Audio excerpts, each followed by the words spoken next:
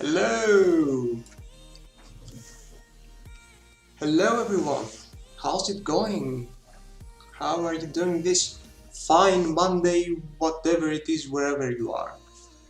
Here it's night. I don't know about you.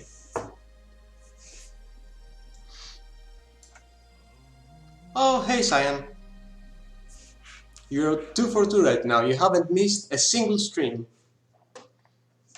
100% attendance. That's awesome. Oh, yeah. Oh, no, that one. I thought you were talking about like the lights behind me. But yeah, this is my specialized VFX project. It's called VFX Lab. Oh, thanks for the follow. Sorry for the butt puns. Don't ever be sorry about butt puns. I love butt puns. Yeah, this is my VFX project, the VFX Lab, appropriately named.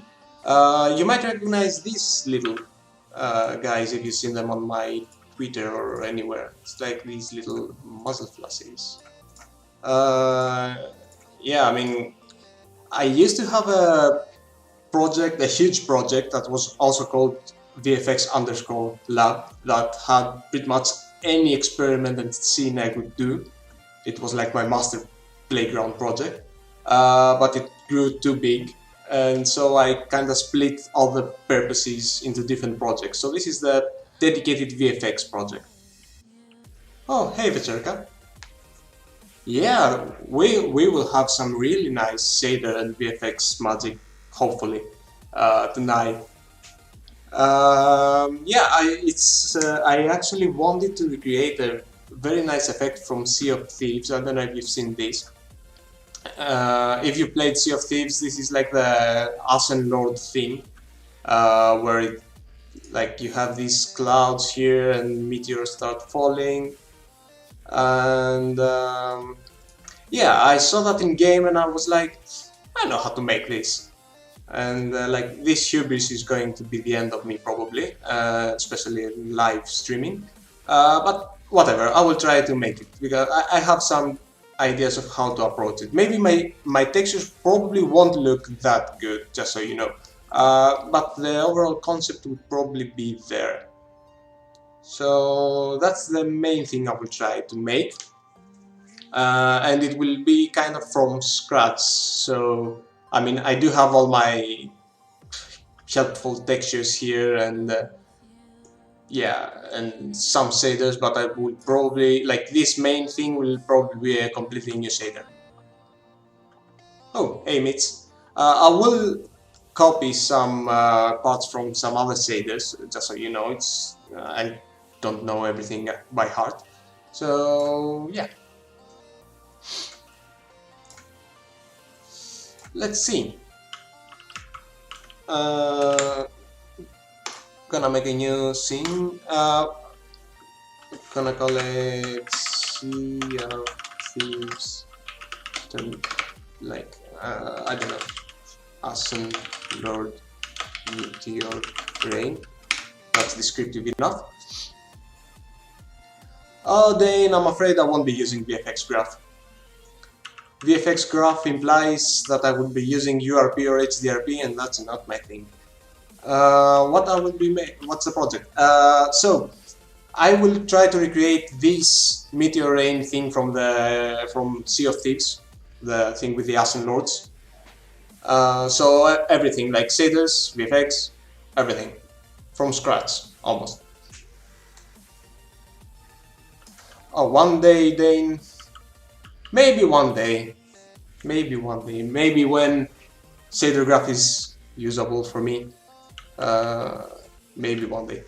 But VFX Graph, to be honest, seems really powerful. I have played a little bit with it. It seems really powerful, but I get so lost in that thing. Like, it makes no sense to me. But then again, I haven't spent a lot of time in it, so maybe that's why. Alright, so actually you can see how active I've been in the VFX department because I don't even have a shaders folder in this project. Right, shame on me. Alright, so here's the game plan. I will start with this main thing, right?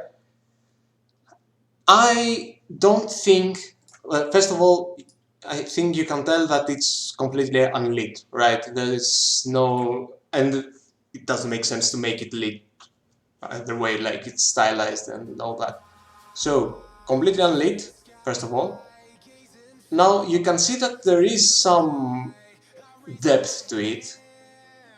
What would you say? Would you think that this is like vertex displacement and tessellation or parallax? What do you think? Like you can see that there is depth here, there are stuff hiding behind other stuff. Oh, thanks for the hollow, etc. Dota? etc. Dota? I don't know, etc. Not the water. The tornado. This thing. The water, I know it's tessellation and vertex displacement. I can actually see where the LOD starts kicking in. So yeah. Also, one future stream would be about water again, but yeah, just so you know. Yeah, no, I'm talking about this stuff here. You see that, you know, this curve like hides whatever is behind it, so there is depth. There is some sort of depth in there. I strongly believe, yeah, I don't think it's vertex displacement either. I think it's parallax. I'm pretty sure it's parallax actually. Either way, I'm going to do with parallax, so doesn't matter what they do. My way is going to be with parallax. And I'm actually going to use a method that I used for clouds way back. At least my more... Yeah, specs, you would assume that parallax would be the cheapest option until you see my code. It won't be cheap. I'm just telling you. It's not going to be cheap. I've tried it, it's really expensive. But it's okay, it's fun. I'm not going to put it on a mobile game or anything. So yeah, just harmless fun. So since this is going to be a parallax thing, I'm not even going to use a plane, I'm going with a quad. Just a quad. Yeah, vertex displacement will probably actually be cheaper, especially if there's no dynamic tessellation. And why would it be dynamic tessellation? I mean, it's like a standard size area, so I mean, it's going, you know, it's going to be there. You don't really need it to be dynamically tessellated. Why am I moving it like that?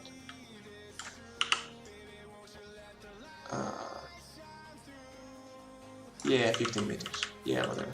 I don't care about the size actually. I just want to look at something cool here. I actually don't care about these walls. Oh no, I don't want to see the skybox. Leave them be.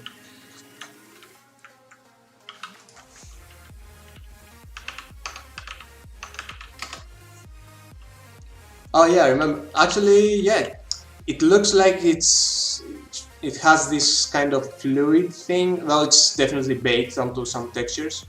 I'm going to try and mimic it with some displacement, maybe.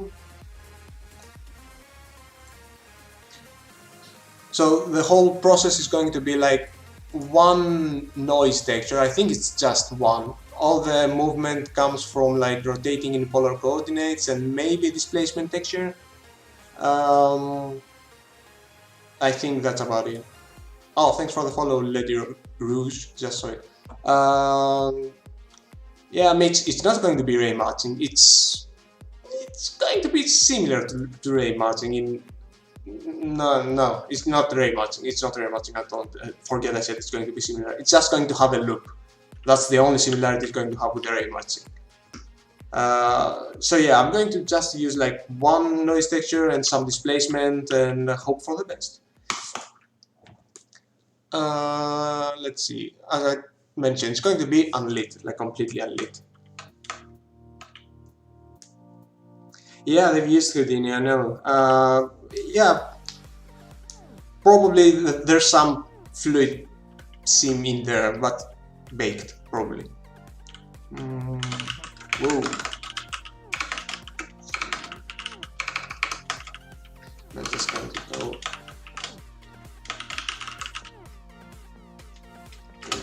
I don't know, it's not really a tornado. I don't know what to call it.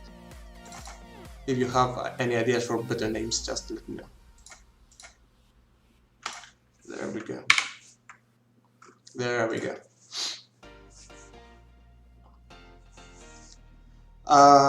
The orange light from the projectile. No. I mean, no. I think it's fake. Don't make me think it's lit. It's not lit. It's all fake. Like this, there is some light there you can see on the top, but it's fake, and we will fake that too. You can see it just coming from like the deeper parts, but the meteors don't actually affect that. I mean, they can spawn wherever in this area, and they have bloom, so maybe that's why it looks as if it's lit. Yeah, exactly. Well, I mean, yeah, anything is light if you break it down specs, but it's not light, you know, it's just color. So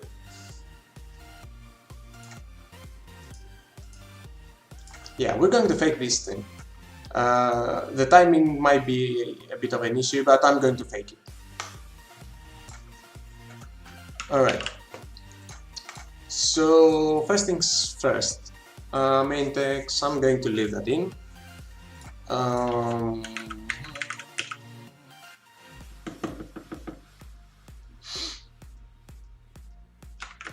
No. This is going to be like this. And let's see. So it's going to be a quad and have like a circular mask around it to, well, mask it. Maybe with some smoothness to allow for some of these beats around the noise to dissolve like that.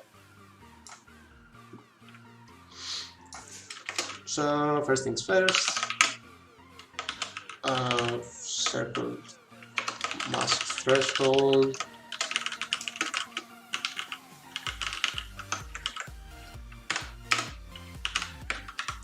Whoa. Okay. And smoothness, circle mask smoothness.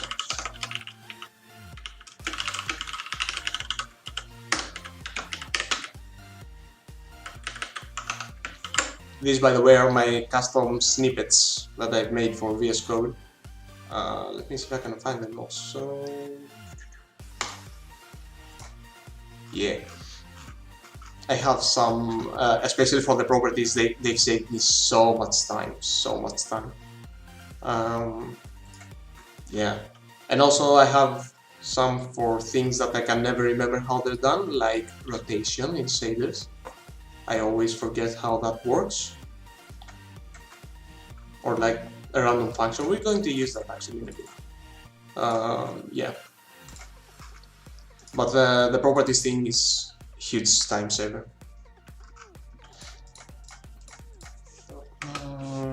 Alright. Gonna get the circle mask.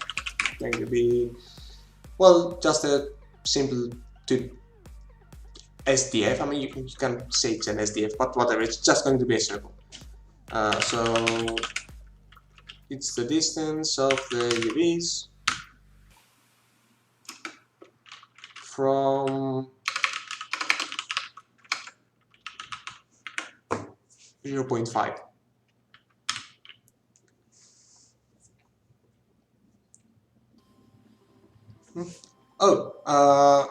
Oh, sorry, yeah.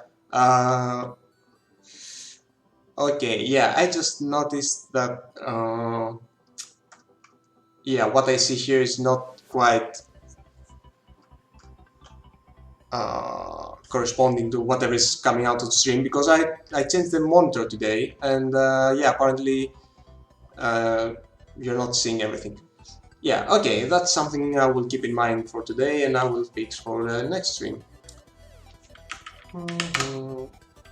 Okay, so like if I just return that, right? Circle mask. This is just going to give me like a nice little dark soft circle. Select material. There we go. So this is just like a distance thing of the circular mask. Now to actually do something with it, I'm going to use a smooth step and circle mask threshold. I'm going to invert it, so no, I'm just going to do it like that. There's a reason, I swear. Saturate, circle plus circle mask threshold, circle mask smoothness, and I'm going to invert it here. There we go. That's a nice little mask, and you can adjust the softness. Yes. Yeah, like half my Unity screen is actually not showing. I wonder, hold up, I will try to fix it. Let's see if that can fix it. Yes. Hold it.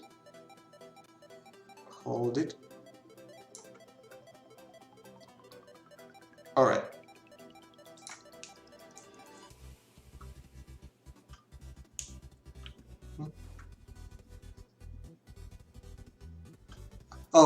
Yeah, Ledirus, it's they're code snippets. In VS Code, you can define your own code snippets for any language you're using. And yeah, user snippets. Like I have some for C++. I haven't written C++ here like ever. Anyway, yeah, it's JSON format. You can see how the example is, and then yeah, it auto completes whatever you start writing. Yeah, Dane, I did check that like that option to make sure that this is stored. I hope it works for the sake of everyone. It will probably work because I did it for the previous stream, but I did it midstream, so apparently that didn't work. Hopefully this time it will work. But I'm not recording it like separately, so whatever happens, happens.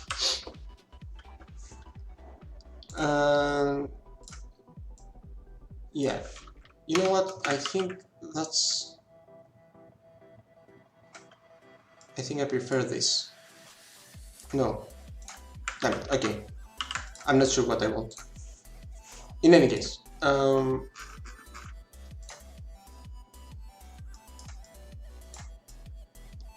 will see with an example.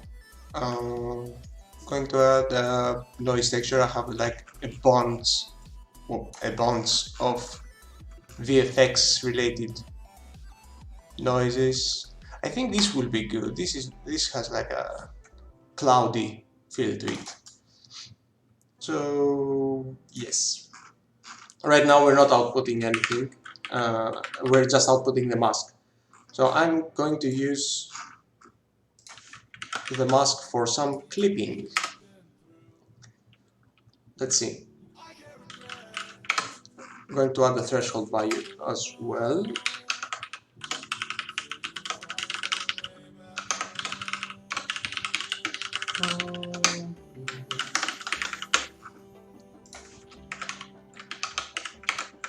Now I'm going to assume that this is actually just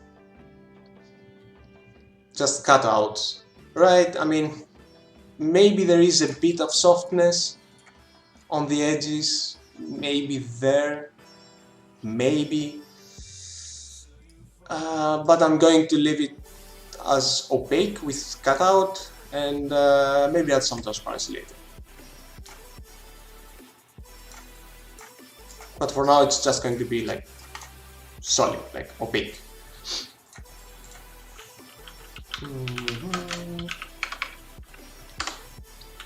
Yeah, it does seem like a cutout, doesn't it? But it has these little softer edges right there.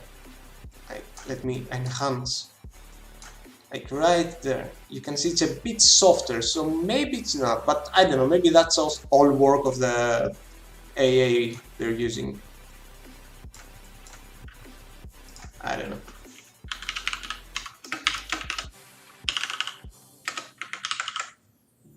Alright, so this is going to, yeah, clip it a bit. Alright, let's throw in the mask and see if I need to invert it or, yeah, I need to invert it. I actually didn't need to invert it in the first place. Yes, there we go. There we go.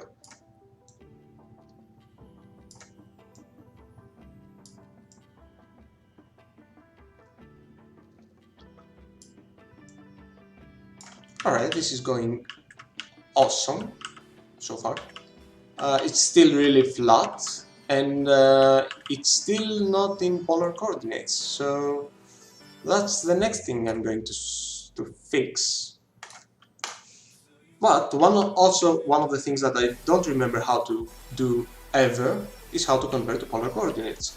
So a good thing is that I have my VFX master shader in here,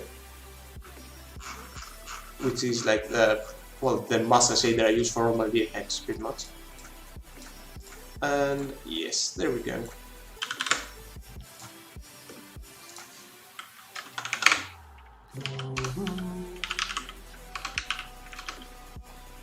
Fixed, I guess.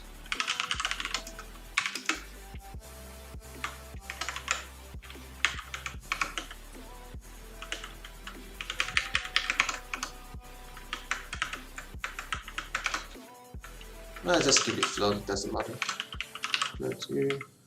Nothing matters.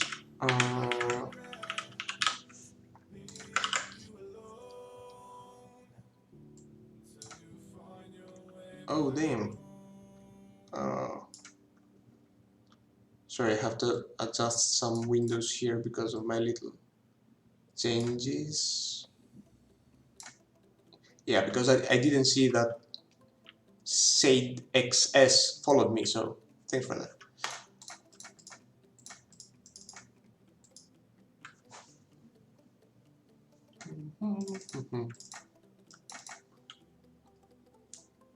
Oh, hello, Mr. Moxball.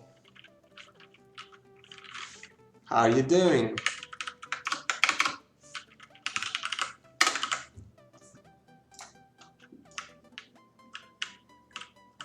Yeah, this is looking better.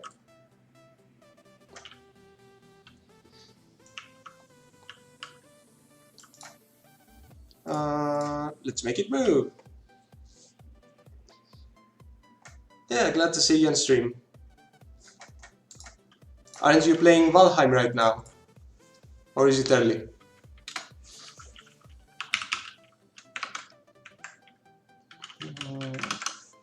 You know what, I'm going to get the speed from the ST. I'm not going to add separate properties because I hate the clutter.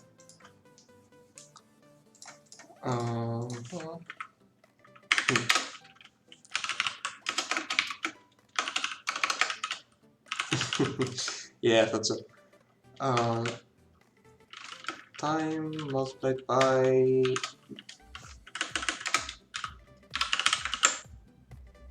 Yes. So the cool thing about polar coordinates is that like I could have made that into a texture already, right, and just used that. But if you use polar coordinates and use them like to move the texture, you can move it. Well, I'll just show you. Instead of making it pan like from left to right, top to bottom, you can make it rotate like this or like this. Maybe going outwards would be better. Oh, hey, Resin. Yeah, we have shaders.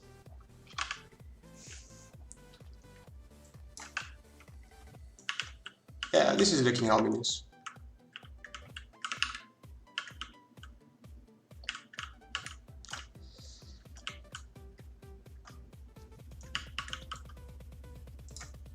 We can also, I'm going to try out some other like textures, but I'm probably going to end up with this one because it's the most cloud-like, and also it's Worley noise. It's like the best noise there is.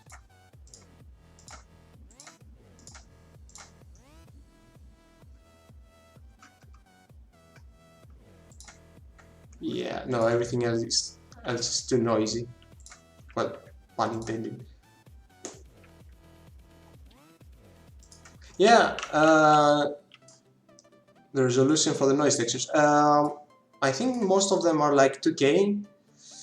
Not gonna lie, most of them I haven't made. They're actually from a pack that I will actually find right now, because it's a really handy pack if you're starting with VFX.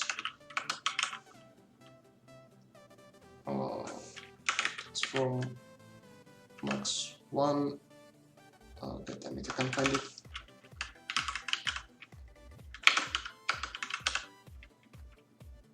God damn it, I can't find it.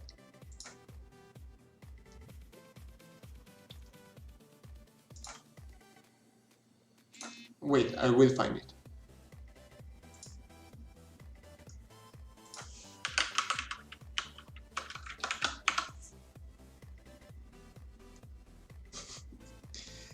Yes.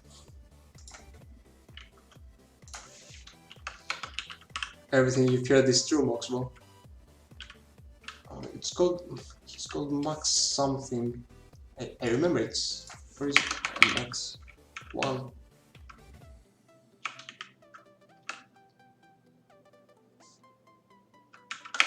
Can't find their Twitter. God damn it. Oh, it's okay. Yeah, no. I wrote it wrong. Yes. Found him and found the package. Finally. Okay, sorry for that. Yeah, when I'm not using like the noise textures I already have, I usually use Substance Designer to make noise texture. It's like really good to play around with that stuff. Not sure if I'm going to use it today, but because this noise actually looks good, but we'll see. Yeah, Scoots, that's a more appropriate name. Oh, Substance Designer is actually pretty fun to play with, because it does share some similarities to the whole concept of shaders. Like how you combine the textures and the blending modes, and yeah, and it also actually has shaders in it. I haven't used their system for shaders, the pixel processor as it's called, but it's apparently pretty powerful. There are some insane people out there that have created ray marchers and ray tracers in Substance Designer. But yeah, besides that, it's actually pretty cool for VFX and all that, and for materials. Alright, so yes, that's something I forgot to bring over. Okay, this is going to be. You know what? No, it's okay. It's okay. I will fix it. No worries. I forgot to bring over a little tool I have to make gradient textures to make this texture pretty much, this color scheme. But I guess for this case I can actually just use two colors. Yeah, that should be enough. Maybe. We'll see. So I usually call them just color A and color B.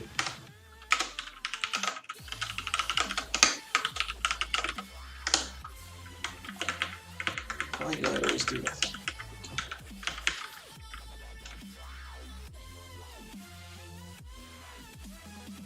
Oh, that's a nice one. One of them is going to be HDR.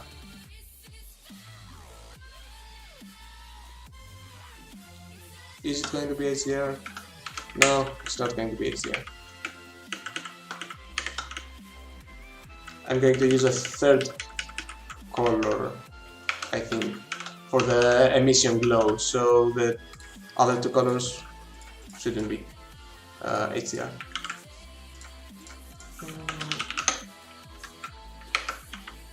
Alright.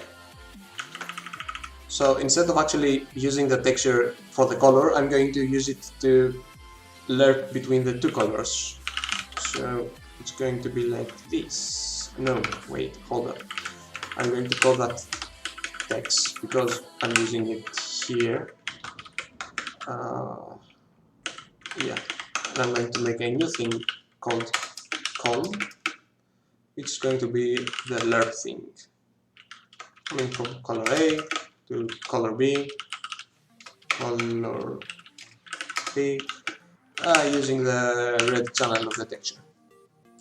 So everything is white now because both colors are white, but this is the dark color, yeah, because it goes from A to B. So this is going to be, I mean, I'm not going to color pick it because it's not going to be accurate, but this is going to be like the darker, more brownish color, and this is going to be the lighter, more orange-ish color. Yeah, should probably at least, yeah, I'm going to color pick it, sorry.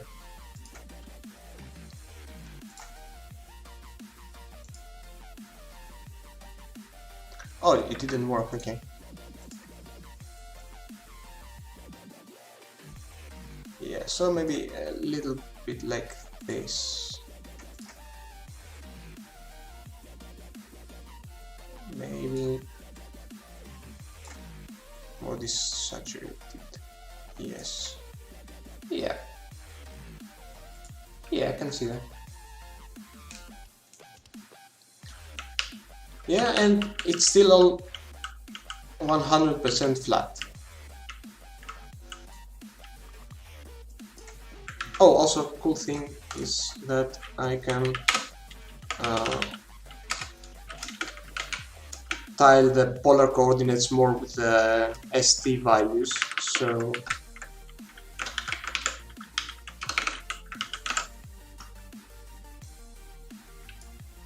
the problem though is that you can see the seam if you don't have like integer values for the tiling, so it's okay at 1, it's okay at 2, 3, so on, but like 2.5 we're going to have a seam right here. So maybe, oh, that was fun. Yeah, no. Maybe 2 is going to be better, and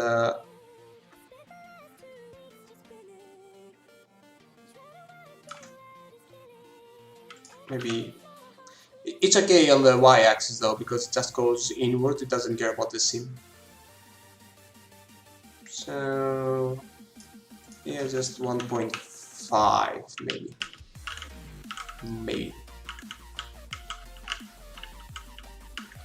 Alright, now for the exciting part. Hold up, I need some references. Yeah, I'm not using any flow maps right now. Hold up, is it? Unity is a bit bugged right now. Do you see this? This is changing all on its own. It thinks I still have like a color picker on. Jeez. Well, that's sturdy. Anyway, yeah, no flow map here. The coordinates are just by multiplying the polar coordinates with the XY values of the main text underscore st.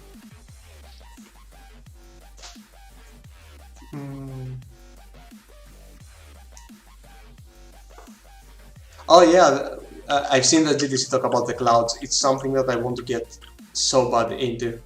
But also it kinda ruined the clouds in the game for me. It's like, you know, when you know how the sausage is made, because the way they're making the clouds is by having actual meshes somewhere on an off-screen buffer, and then they capture them with a camera and then put them on top with some post-processing to make them wispy and all that. So you can actually see if you like move the camera like on the edges of the clouds, you can see where the screen space effect is affecting the clouds.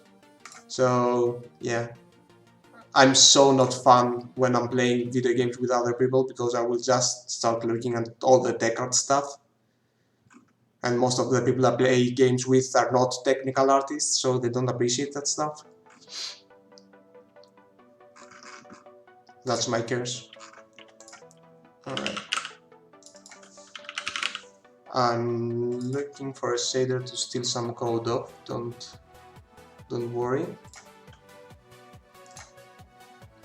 All right. Jesus, I just want.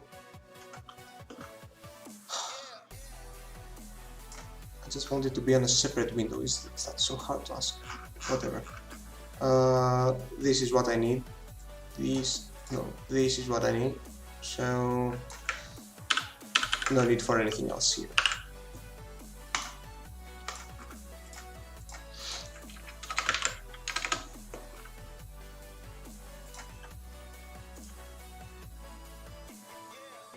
Actually, no.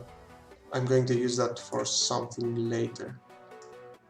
But I just want a separate window with it. Life is so hard. No, this won't work. Whatever, you know what? I'll just close it for now.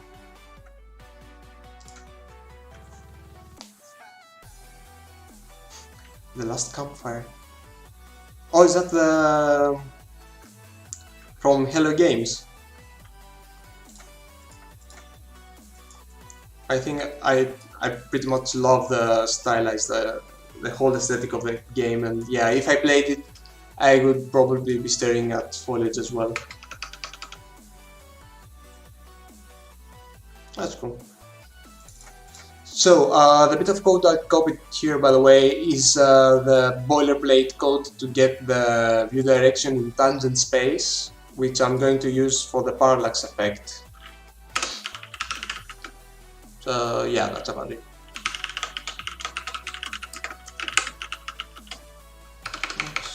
Code 2.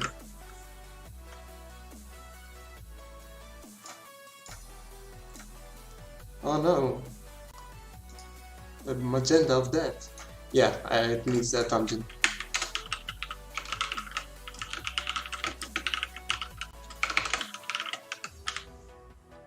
What am I doing? Come on. Somebody stop me.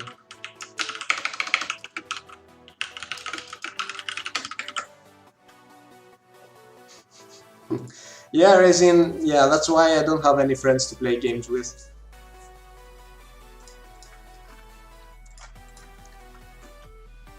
Let's see. Okay, that looks better. Oh, small stupid quiz for the people in the chat. Why am I using text code 2 here instead of text code 1?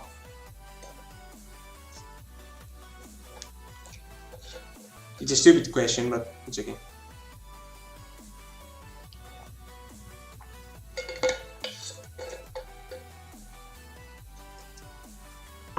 Yes, Mitch, exactly. Because the text code 1 is bound by the fog chords, even if you can't see it explicitly here, you can just see the 1, so maybe that's a way to like be a bit suspicious about it. But yeah, I can't use text code 1 here. Actually, you know what? No, I can't use text code 1. What are you gonna do, Mitch? Here it is, it's working perfectly.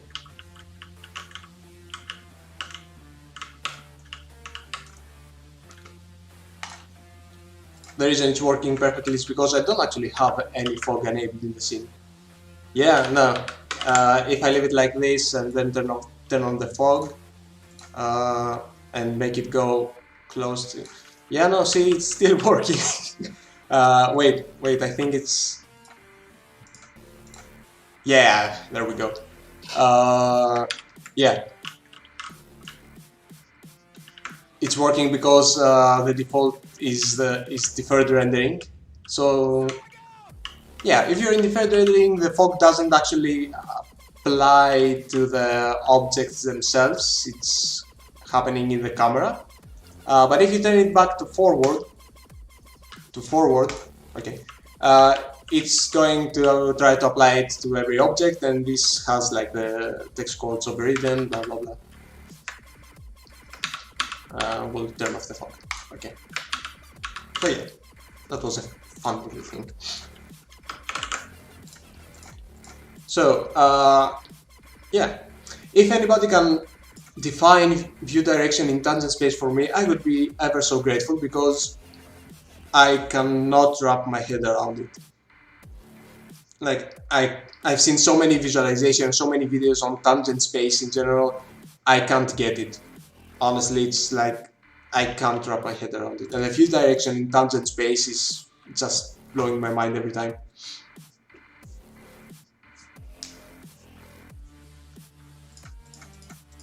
Um, so the way I did my clouds back then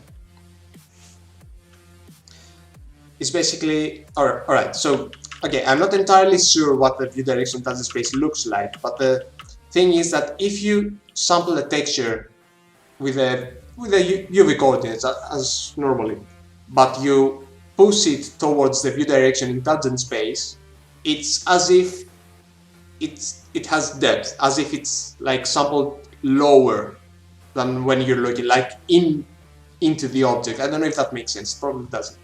But I can show you. I can show you. I will have a thing that's called offset scale.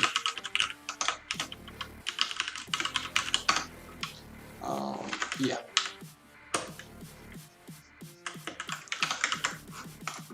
So if here on the texture I also add a bit of the, by the way, I'm not sure if this is going to work, just so you know, just a bit of the view direction in tangent space multiplied by the offset scale.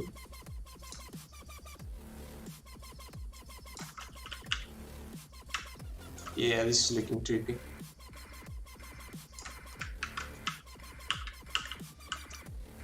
I have a bad feeling about this. Yeah, forget I did that.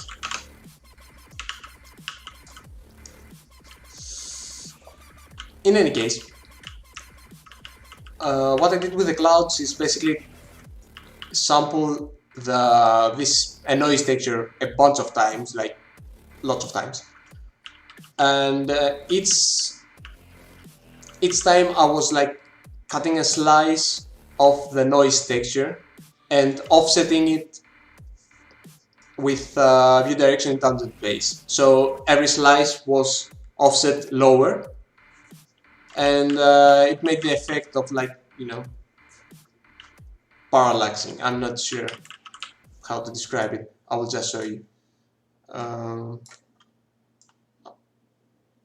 I gave up on hiding this code, so this is a horrible shader that I never released because it's so horrible. But yeah. Okay, so I'm going to have a bunch of iterations here, so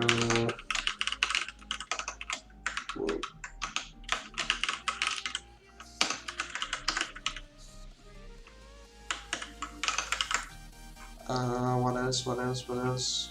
And maybe some smoothness for when the layers blend with each other.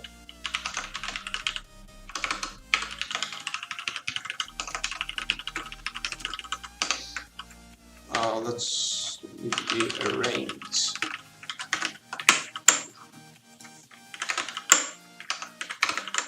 Cool.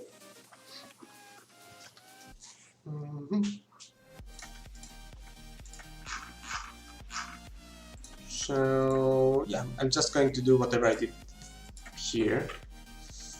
So yeah, have that there.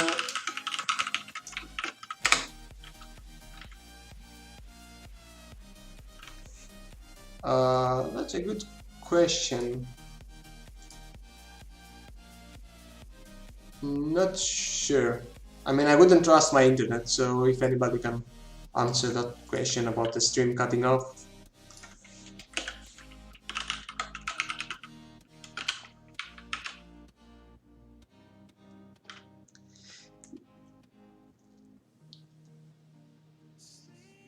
Okay. Okay then. Yeah, then I think it's something like that. I think it's something similar to that. Like, UVs basically live in tangent space. But when you put like the view direction on a tangent space, what does that mean? I don't know.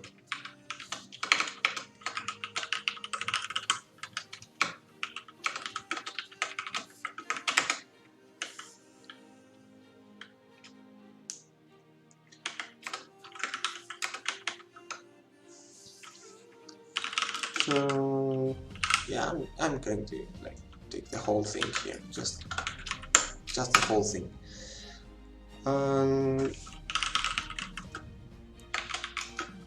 So this is going to be like, I'll explain what I'm doing in a bit. Not that I'm sure what I'm doing, but I'll try to explain it. So here this noise offset thing is actually texturing the noise texture. Shader graph allowing for custom nodes, and shader snippets. Almost. Well, yeah, it actually allows for custom nodes, and you can write some custom HLSL code in a node. Yeah, exactly. It has a custom function node, and you can write some custom nodes as well. But yeah, not shader lab. It's all just clean HLSL. So nothing outside this block.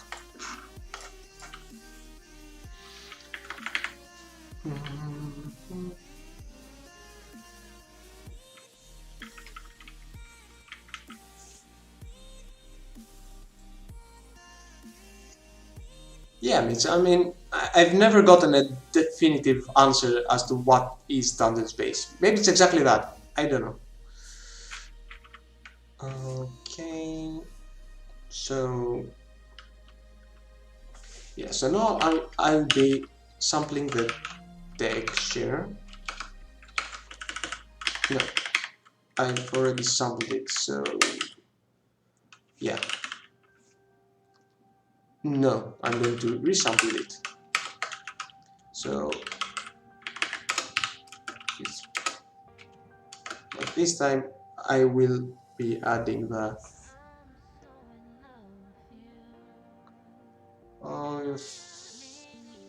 I don't trust this. It's okay.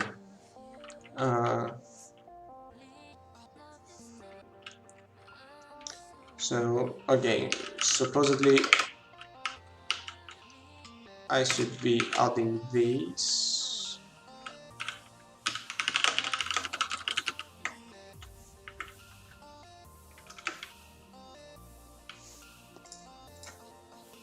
Oh god, okay. Oh.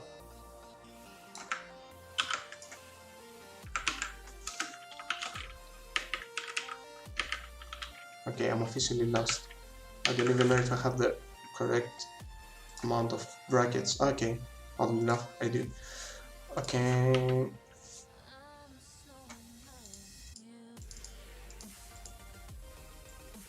What's that?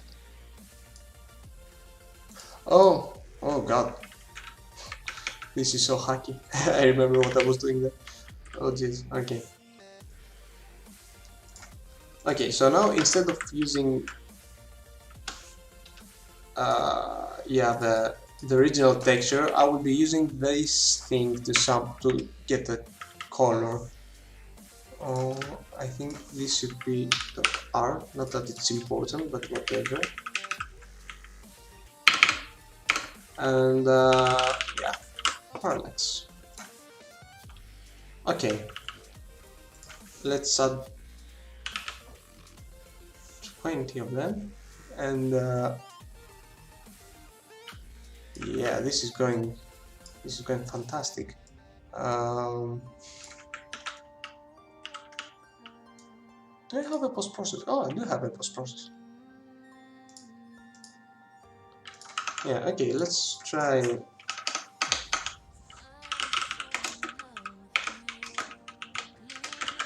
this. Okay, that's something, I guess.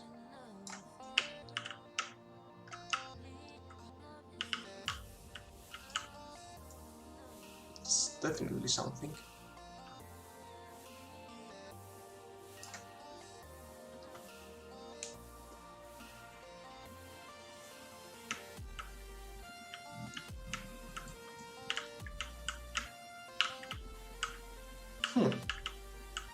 It's kind of working.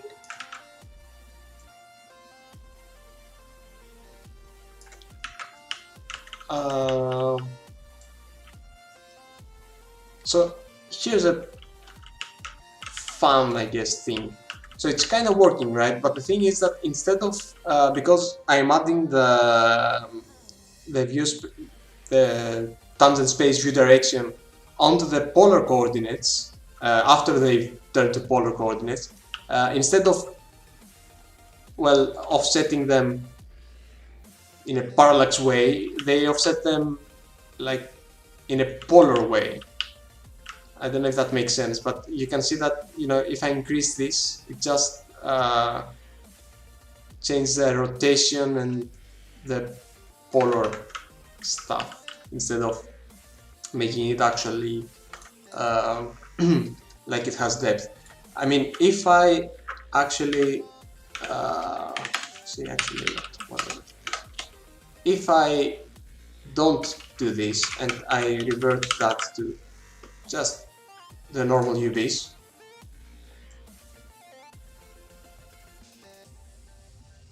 this is where we get the sense of depth. Do you see that?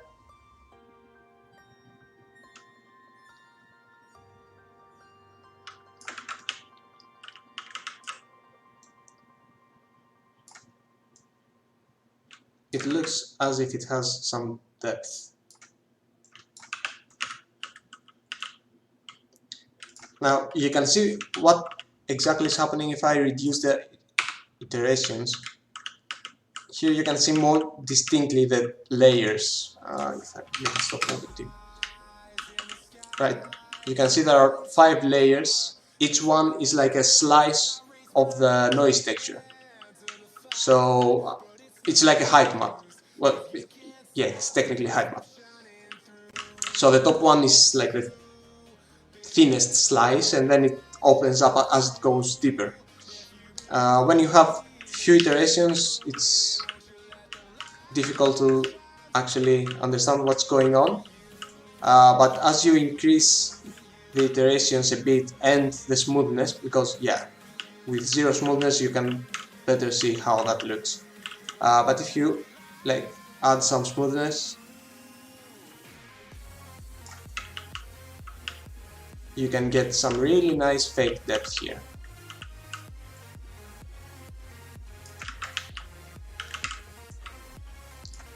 So the main question though is if I first apply the depth and then convert it to polar coordinates, what will happen? I fear the answer to that question, but I should answer it nonetheless. So if I, instead of this, I do I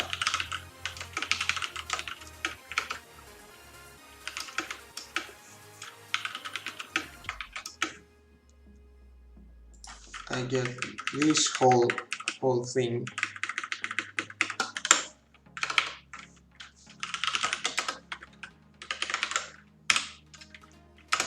and then it's do I use that anywhere? Yeah, that shouldn't be, that should be parallax. If I'm not using this anywhere, this is going away, this is going away, and this is going in here. Yeah, I think it's going in here. I'm doing something wrong. I can feel it in my bones. So yeah, map QB, this is going to use the UV. Alright? Alright. So yeah. First I want to see if it works with just the UV. It should be the same thing perfectly. Yes.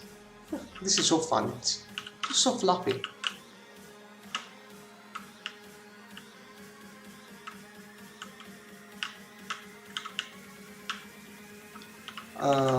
Polar coordinates limited down space. No, no. Nothing, nothing like that. But the thing is that I want to offset the coordinates in not in polar coordinates, but like the original coordinates, and maybe then do them in polar to get the nice swirling. Oh, thanks for the follow, Pharaon. Pharaon one. Yeah. So here's where we're going to see if this is working. This is an interesting effect.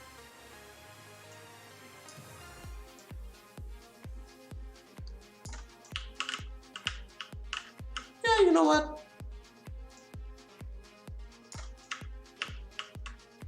Yeah, I'll take it. I'll take it. Yeah, that's a thing because it has it concentrates more on the. Actually, it's because of the because it opens up like this maybe, and also because it concentrates more on the center due to the polar coordinates thing. So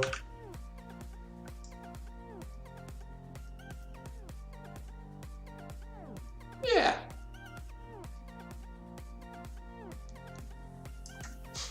Well, I'm not sure about enemies. This doesn't drop enemies. This just drops meteors. And maybe if there's time, I mean, I don't have anything better to do other than eat at some point. But maybe if there's time, I can also add the meteors. I don't like the colors though. The colors are off. I think they're more purplish. Like there's a purple tinge. Maybe darker.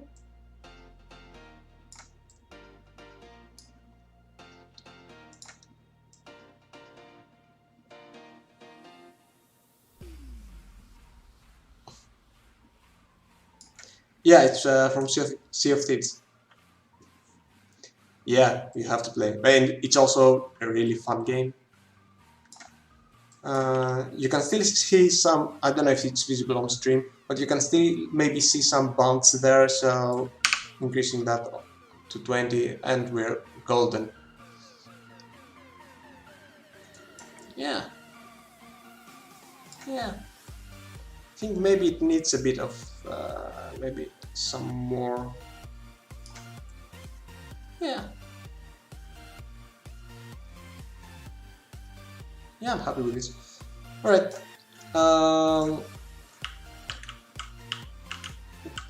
There's still some displacement, some distortion to go into it. You know what? I'm going to make it double-sided, so I can see how it looks from above and from below. Yeah. Alright.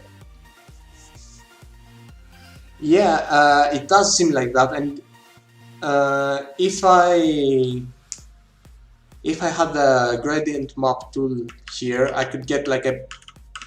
You know what? Yeah, I'm going to let me just put it in. I mean, I'm being silly. Scripts. Though I think I know the reason I don't have this tool here. Wait for it.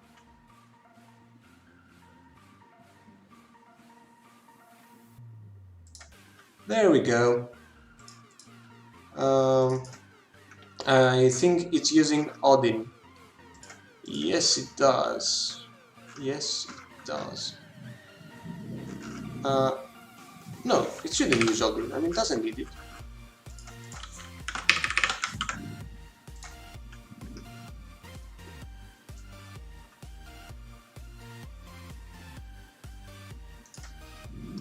This should also go into a scripts folder, and more specifically into an editor folder, because it's an editor tool.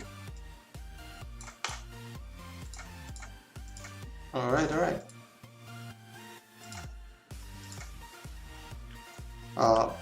Which toolkit though?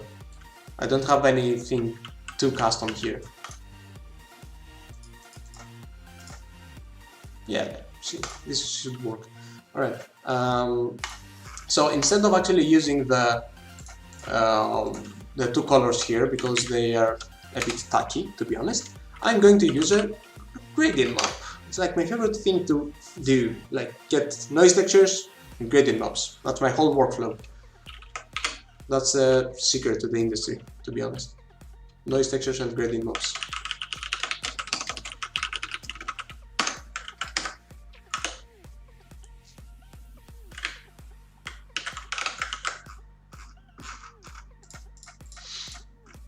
So instead of using this thing here, to like the lerp to get a color, the way to do it now is to actually sample the gradient map. I'm going to kill those. Gradient map. And instead, I'm going to do this. So this is taking the value of the parallax, which is like the whole grayscale value of our noise texture stacked together and all that. Do we still have sound? Yeah. And it's using it as the x-axis of some imaginary UV coordinates to sample the gradient map. The gradient map, they all look like, let me see. They all look like this. So you can sample them going from right to left. So you can imagine that these are like UV coordinates. They are UV coordinates, like 0, 0, 1, 1. So I don't care about the y-axis. So I'm just sampling all the way in the x-axis.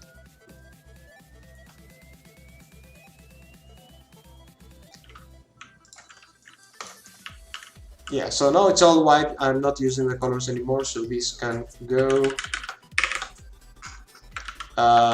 Though I will leave them because I need to sample these colors. Yeah, now you can see actually, if I try out some gradient maps, we can get some funky results. Yeah, that's cool. That's a cool one. So I'm just going to do the mature thing here and bring this like, yeah. And the power invested in me with my gradient map tool thing. I'm going to select the gradient map. So the main reason for this tool is obviously the real-time preview. Like that's the whole purpose of it, really. Are you? Yes, I want this. Oh, come on.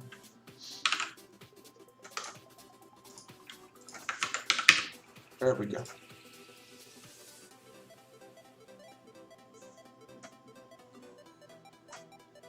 Is the stream going alright? Because for some reason my GPU started really getting warm.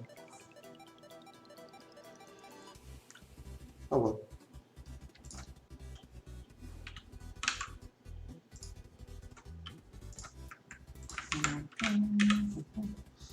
Okay, so contrast.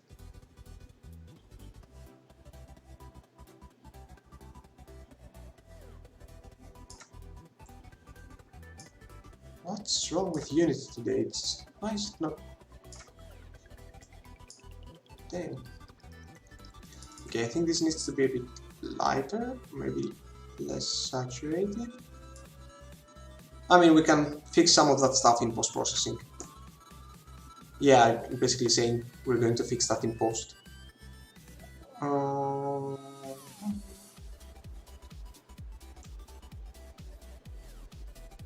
mean, my eyes may deceive me, so I'm not sure if I'm getting closer or further away from that. Oh, bringing this over here is helping, I think.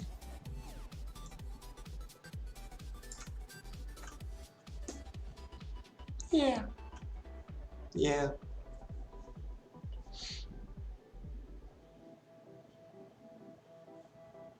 I think that's alright. And generate. And oh, why? Apparently, the gradient tool thing.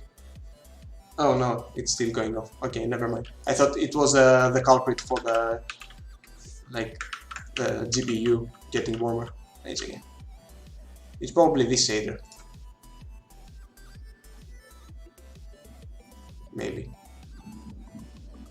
I'm trying to hear the fans of my computer. That's why.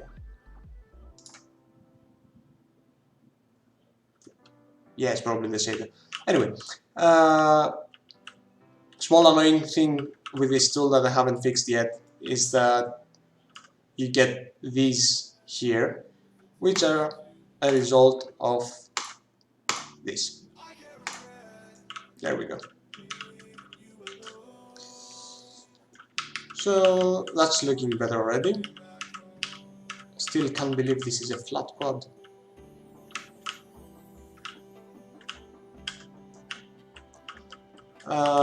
Let's displace it a bit. Oh, I don't have this. I used to have a code snippet for the displacement thing, which was super useful because it's always the same thing with displacement. It's one sample for the displacement, one sampler, sorry, for the displacement guy.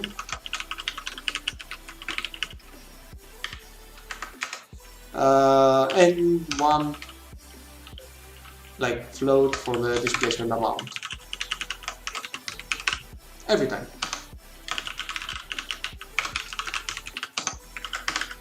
And then the code is exactly the same.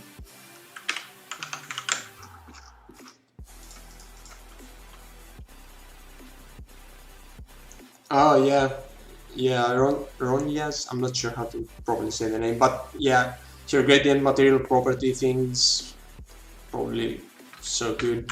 I haven't used it yet, but I'm sure it's going to save me a lot of time and going back and forth in textures and stuff. Hmm.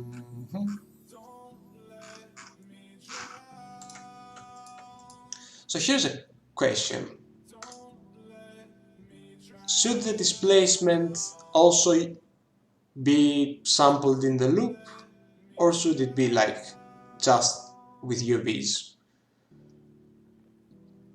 Because of the nature of randomness and noise and all that, I don't think it will be that visible if it's just on surface, and the parallax of the noise will actually do the rest of the work.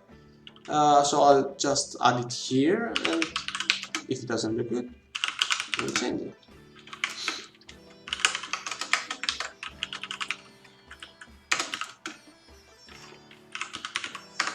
Oh, I'm going to need this.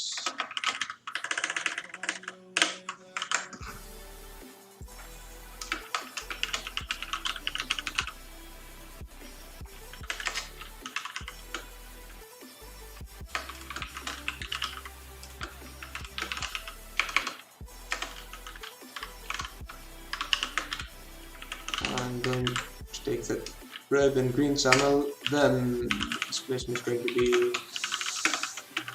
remapped and multiplied by the strength. It's always the same code, always the same. Different, but the same. And going to chuck that in here. Alright, let's see some displacement. All my displacement textures look like this. They just two differently scaled noises on the red and green channel. This is the one I use the most.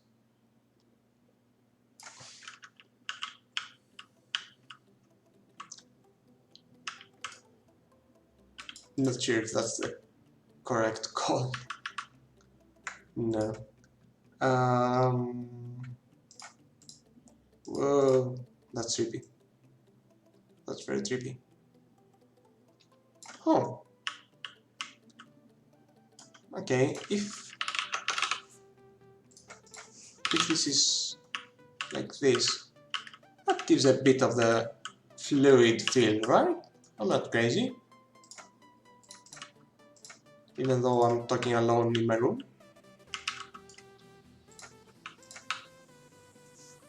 Maybe not like this, but a bit like this.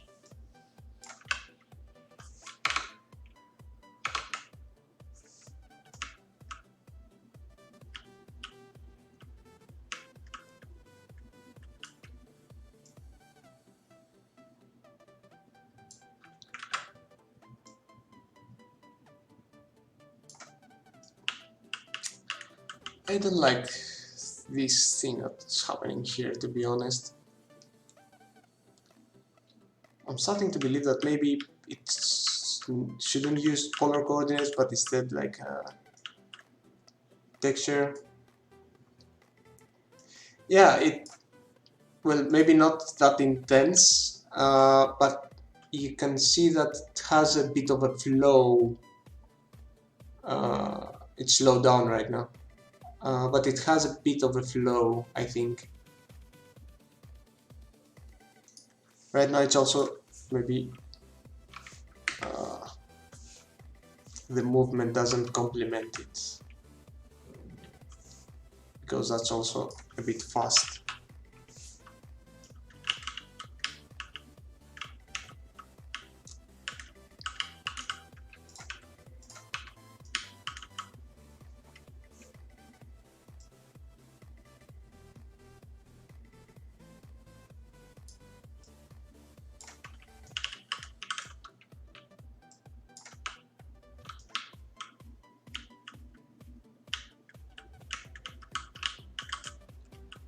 Maybe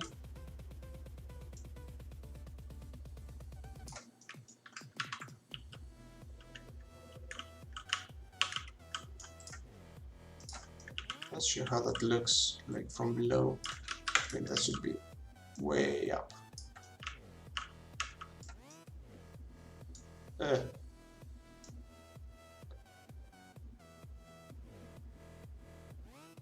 Not really loving how that looks.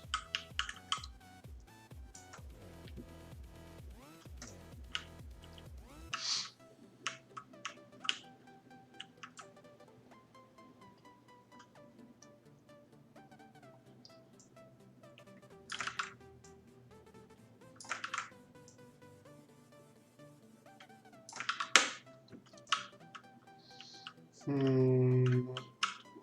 might actually need a different texture. Let's try something.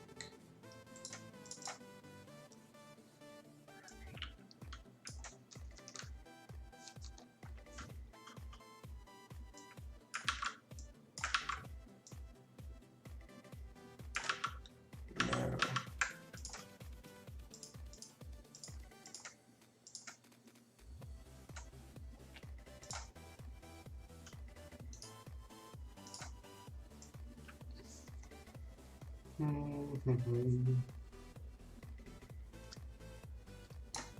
Something that's interesting is that you can see it has this kind of spiraling. So it's not just the polar coordinates, but it also has this kind of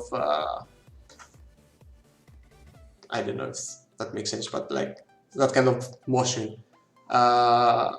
which I actually know how to do. So we're actually going to open Substance Designer.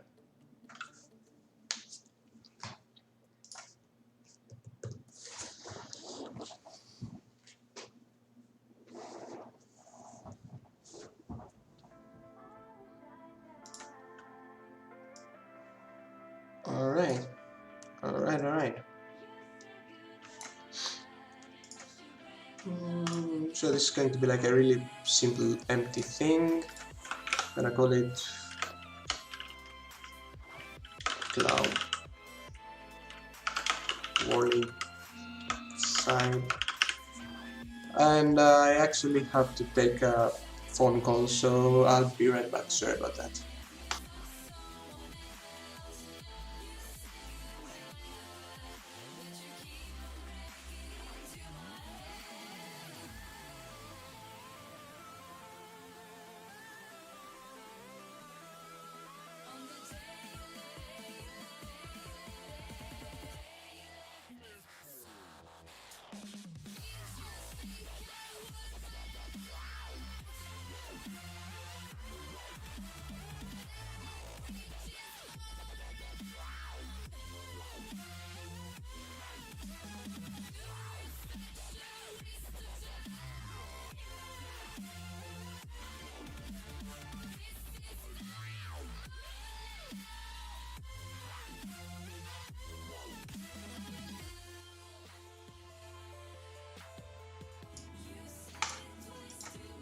All right. Uh, Different rings of cloud moving at different speeds. I don't think so. I haven't noticed something like that, at least. Seems like the whole thing is moving at the same speed. Like, it might not even do it in shader, it might as well be like rotating the quad, I guess.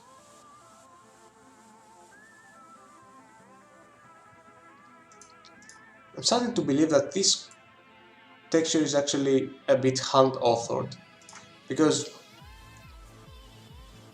it feels as if it has like these are polar coordinate swirls and all that, but at the center it has like some noise on top.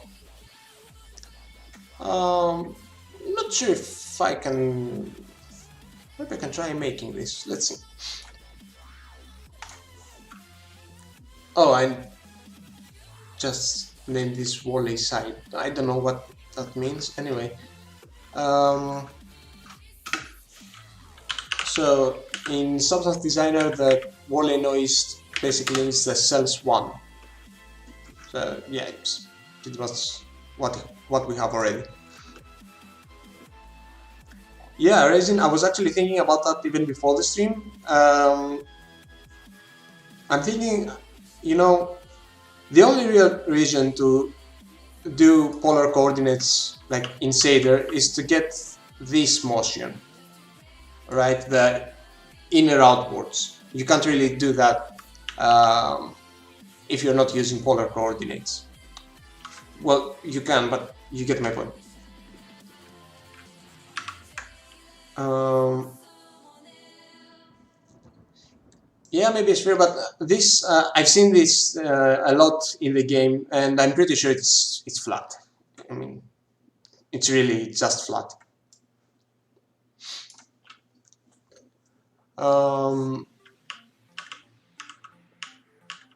So yeah, besides like this motion, there's not really any reason to get um, have polar coordinates in shader. So maybe this texture could be in polar coordinates already. I mean, if I were to make this, maybe. Uh, Substance Designer already has a Cartesian to polar, and boom, you get already this effect. So you can see that at least on the edges here, you get these more thin shapes, right? But in the center, you have like the more. You don't have this, whatever this is. It has a maybe a separate noise, maybe a overlay on top, right? So one way to maybe do that is, I don't know, duplicate this, maybe reseed it just to have something different, and then again with the shape, not, yeah, maybe a bell, and can do this, we can do this, and the other way around. I always confuse them. There's no way I'm going to use the blend node correctly, ever. Yeah, so maybe something like that. So you can get like this bit of more noisy thing in the center, but without all the unnecessary detail. This I don't really like that it's so wispy, so maybe I will throw in some levels. Yeah. Yeah. Yeah.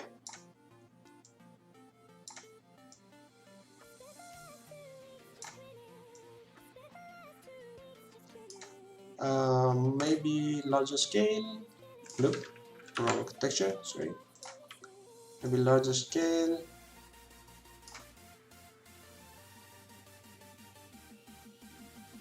Yeah. And yeah, because I mean, you could even assume that this texture, if this texture is like hand authored, well generated, whatever, it's not like noise textures mashed together. they're not they don't really mind about the tiling, right? Because they're not moving the textures themselves. It just rotates the mesh. I mean, in my eyes, at least that does. It does. You can see that there is some sort of distortion, but that could be done with a displacement texture like we did, which could be tiling. We don't care about that. So yeah, maybe something like this. Maybe something like this could work. We're gonna increase the scale a bit, and want to do something else, but I can't remember what.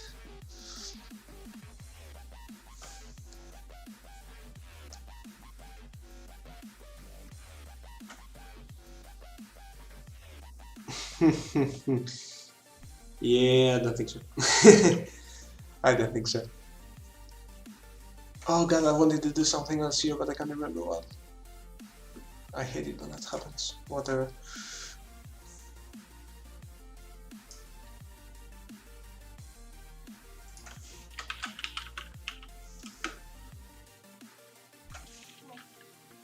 Okay.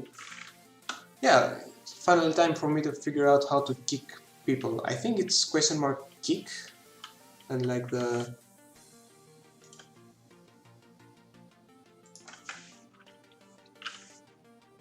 I think so. Would this work? Or should I set it up somehow? Which I haven't, by the way. I didn't think I would be famous enough to have bots on my stream.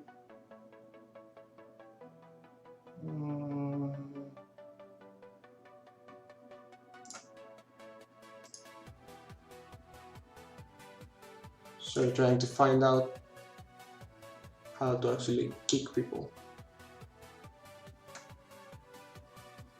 Yeah, I know, right? That and getting my art stolen or something.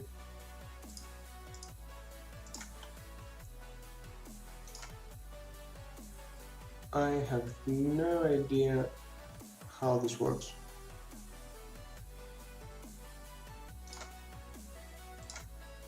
And it works with a...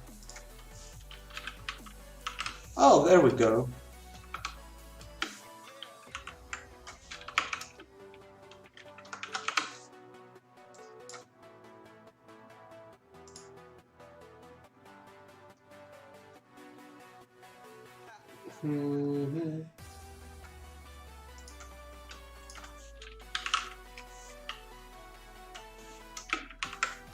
Yeah, I think this should work. Oh yeah. Oh yeah. Oh my god, I have so much power now. Oh my god, everybody's gonna get burned.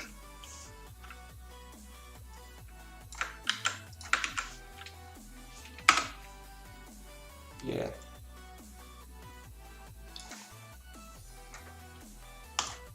I shall unleash the bond hammer. God damn it, I don't know what I wanted to do here.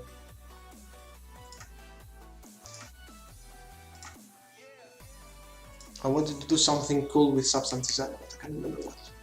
Whatever. Never mind. I'm just going to export this and try it out, I guess. Maybe auto levels it before, just to be... Yeah, it needed some auto levels. This is like... This node here is like a good 70% of the reason why Substance Designer is so good. Like, you can do some really wacky things with values and HDR stuff and all that, and then you throw in an auto levels and everything just proper.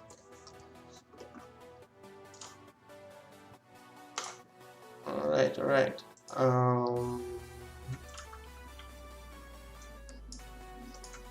So this is VFX slab. Here we go. Okay. I mean, it's a very case specific texture either way. So clouds. 1.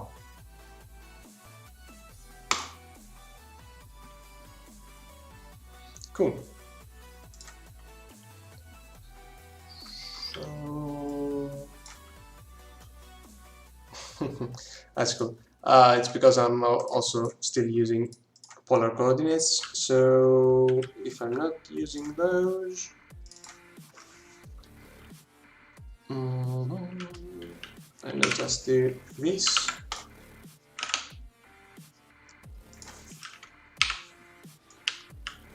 I believe this is getting closer. Now my colors are wrong, but I'm going to fix that.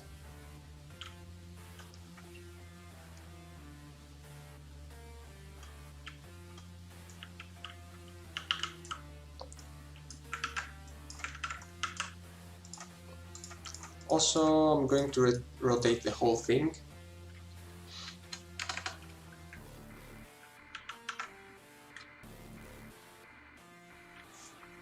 Hold up. Was I really using displacement without polar coordinates? And none of you said anything? Oh my god. That was so silly of me.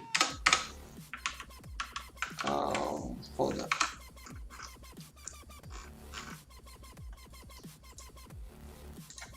Yeah, okay. I'm going to rotate insanely because I'm cool like that. And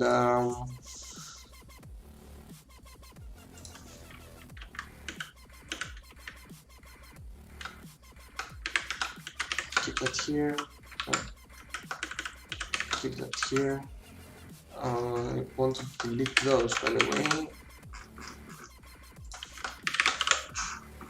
Alright, alright.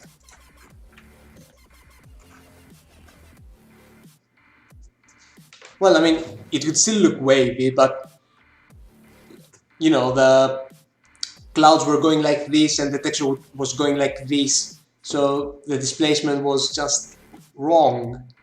Here, even though I'm not using the polar coordinates on the texture because I basically baked the polar coordinates thing on it, I still have to use it on the displacement for it to look better.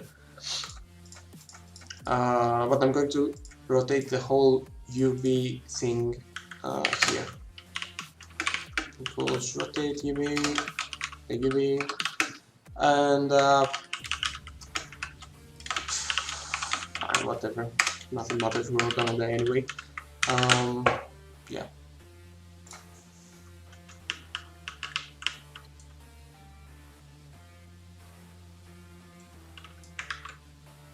What?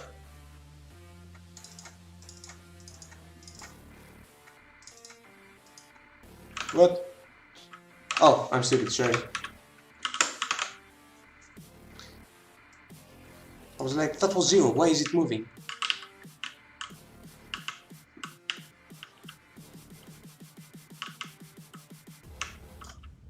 Okay, I guess.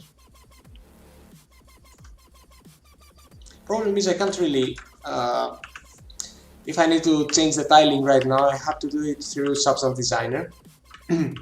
Because this thing doesn't tile. So, I mean, it's an easy thing to do, but still annoying going back and forth programs. And yeah, I think this is looking better. I guess. The displacement should be in polar coordinates.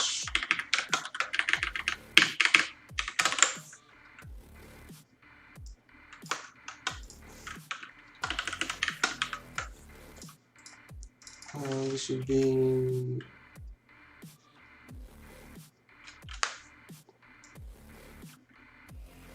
yeah, this should be like this. This should use the displacement guide. And this should be this. I think that sounds good.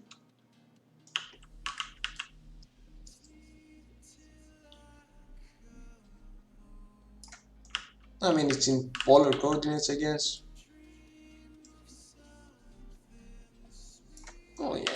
has some nice wavy feel to it.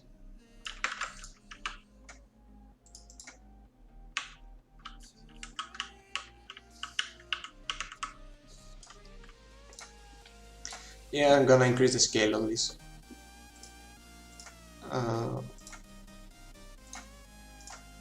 Yeah, it needs a little bit more detail.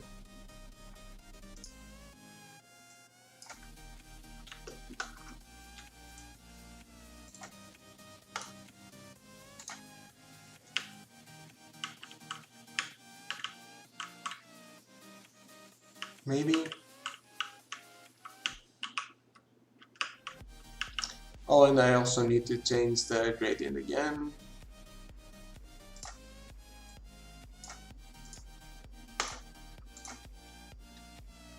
Oh, okay. Okay. Nobody panic. I have it saved. I have it saved. Come on.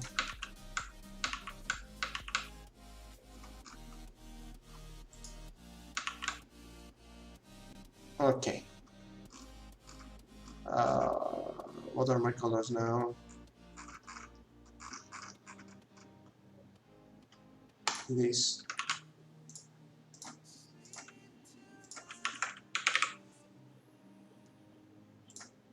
And this. Which is it?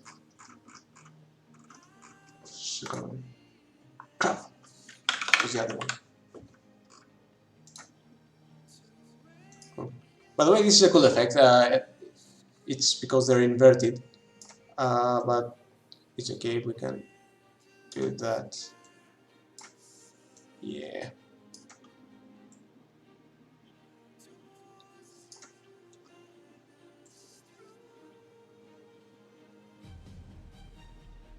Yeah. Yeah. It's good. It's good.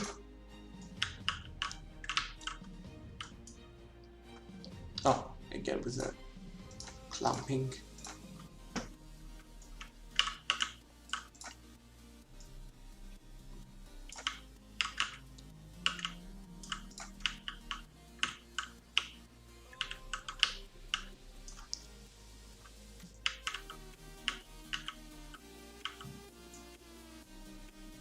Maybe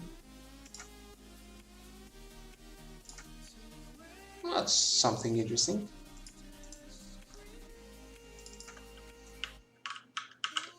I want to keep this, but I want to show you something.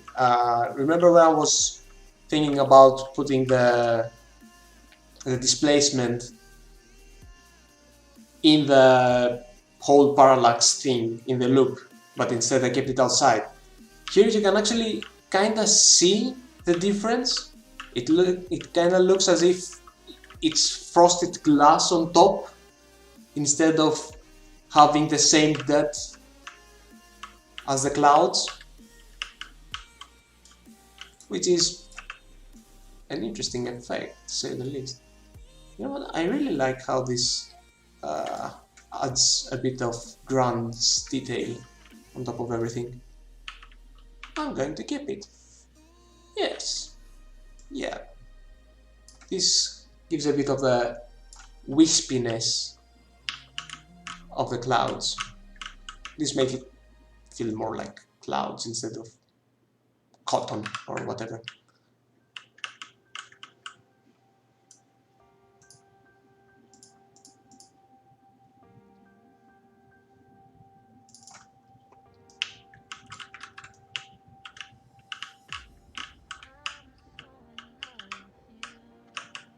Yeah, yeah, it's good.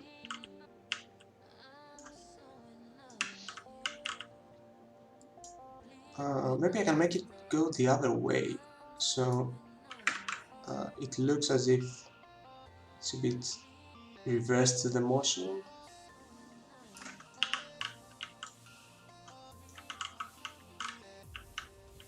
More visually interesting, I think. Yeah.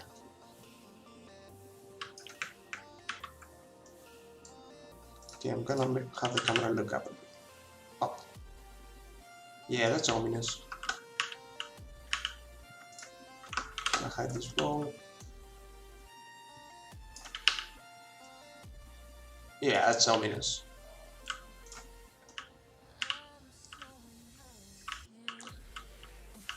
Alright, next up, the glow in the middle. By the way, here's one way to know that the polar coordinates are working. Do you see this annoying little seam here? Yeah, so this is caused by something that I'm not smart enough to explain. But it basically has to do with the MIP maps. In case you don't know, MIP maps are like lower resolution versions of a texture that are used when the space that your texture occupies on the screen is actually smaller than the pixel of the texture itself. So yeah, one horrible way to avoid that is to just not generate MIP maps, and yeah, see, the sim is gone, yay! Yeah, not a good way, not a good thing to do, especially if you're going to use your texture in any other place.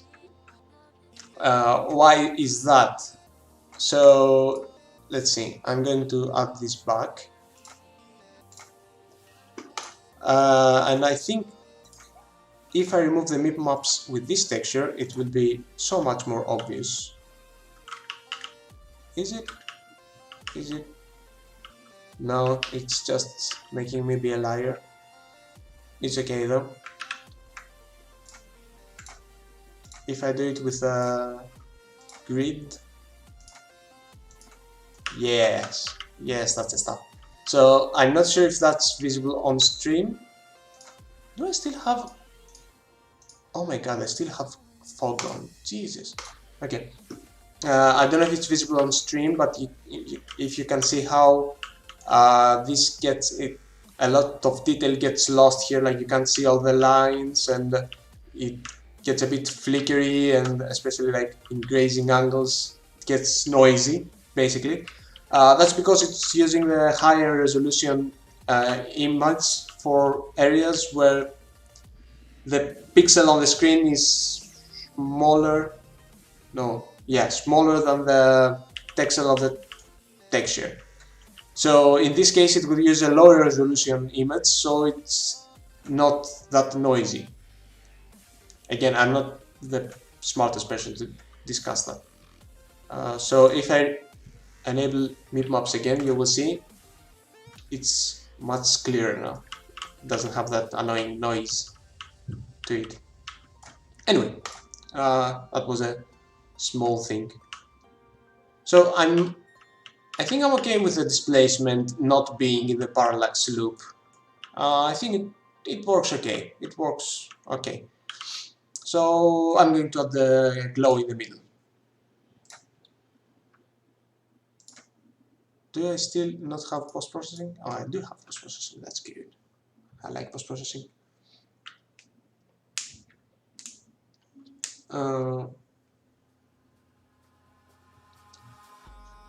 Well, Dane, actually, that's a good point.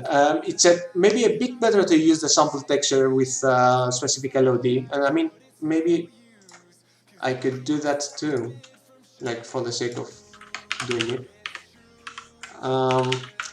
It's a bit better than disabling the MIP maps because you're just disabling them for that shader in this specific occasion. So, I mean, for me, for this effect, for example, I wouldn't maybe care about the MIP maps. Raisin, that's a very good question. I don't know, because the only place where you see this is when you're in the middle of a fight with an Asen Lord, and yeah, you usually don't get away from that. Or I mean, maybe if you see others fighting it, maybe you can see it. I don't know. It just hasn't happened to me. Maybe there are some videos out there. So yeah.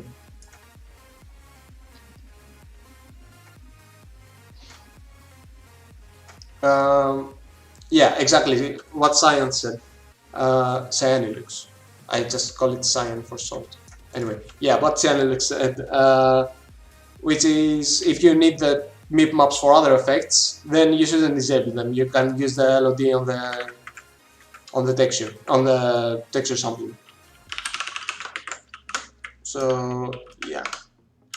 So if I just do this, would it work? Yeah, that's a way to get rid of it as well. Yeah, I'll just keep it like that. Just, you know.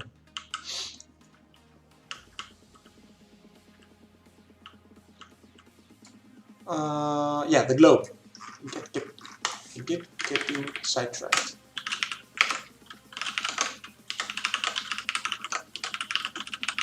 Now this is going to be HDR. This is going to be glowy glowy.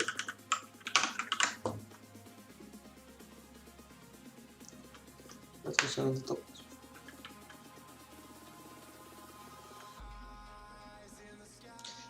Yeah, that's true. And maybe they could also do some interesting Fresnel stuff, so you know you can't really see that it's a flat plane. But I mean, either way, you don't really. No, you could get that high up to see how that looks, or maybe it's on a separate buffer, so you can't. It's not, you know, proportional to the wall. You just see it there. I don't know.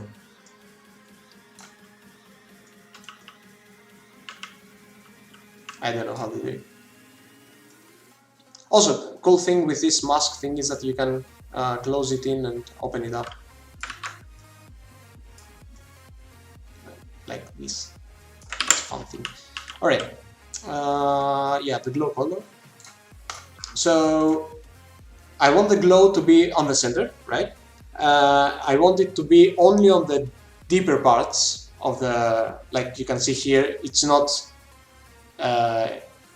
it's where it would be dark, but it's not because it's coming from the inside, right? So I want it to be there. And okay, I want some intervals to it so that it's not like continuous, or maybe, yeah. I don't know, I'm going to do it really junkily right now, but whatever. And yeah, I want it concentrated on the center, so I will add another circular mask. Maybe not even with adjustable properties, like the default distance. Yeah, no, I think I will hard code it. Whatever.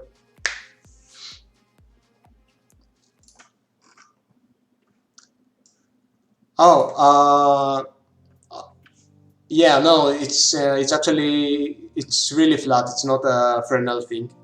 I don't know if it looks as if it's a sphere that's like on this, but no, it's like flat.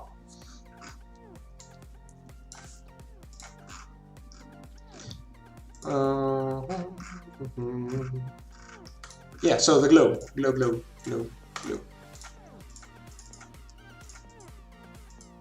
So pretty much I'm going to override the... No, I'm just going to add it. Yeah, I'm just going to add it. Yeah. Okay. So this is going to be a hell of a one-liner. So as I mentioned, I'm going to hard code it. The distance is darker in the center and gets lighter as it gets away because the distance gets increased. So I want the opposite. Instead of inverting it, I will just invert the values of the smooth step. So it's going to go from 0.5 to 0. It's going to be a distance of the UV from 0.5. So that will give me a nice small white glow in the center. And I would then add the glow color. and I will start with this. Yeah, okay, this might be a bit excessive. 0.2. Okay, I think I can get behind that. Also, this will use the darker parts of the parallax, so it's going to be 1 minus parallax. Yes.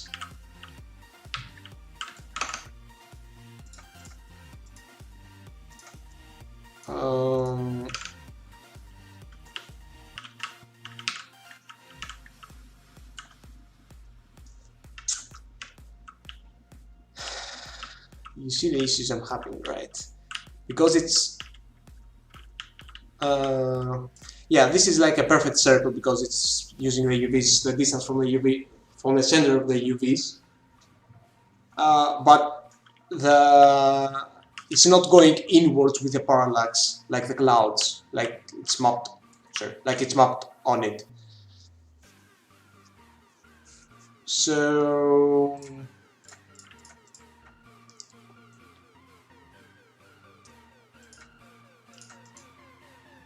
how?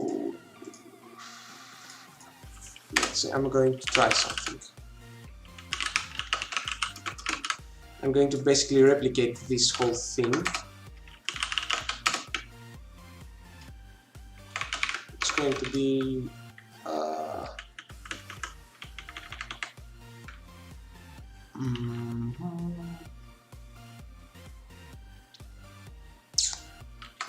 just the distance of the UV with all the bells and whistles of parallaxing from 0.5. That doesn't sound right. Gonna divide that as well, and I'm gonna try. I'm so sure this is gonna go horribly, but I'm willing to try. It's better than I thought. So let's try that again. Huh. That's working, kinda. So it didn't give me anything here because this is inverted. So if I do it like this, it's even worse. Like this.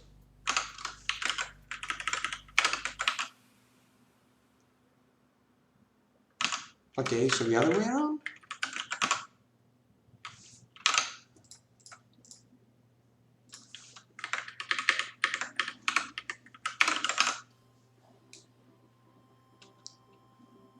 Multiply the gradient by another gradient. Yeah, I could do that. Are you talking about the glow to do it like that for the glow?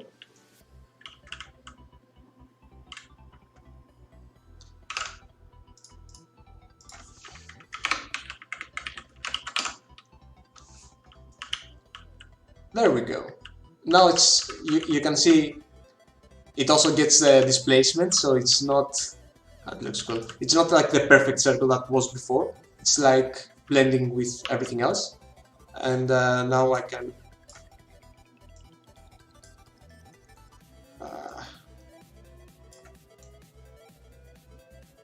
Yeah. Yeah, that has a nice feel to it, as if it's actually inner glow. I'm gonna make the mask a bit larger. Yeah. Oh yeah. Oh, that looks cool. Yeah, I could do that, but I would still need a mask for the center for the glow to go. And you know, I don't think a gradient would be needed because it's probably like just a solid color added on top. It's actually a bit more red, more on the red side. Come on. Maybe a bit more desaturated. Oh yeah. This is giving me a bit of WoW vibes as well. It's cool.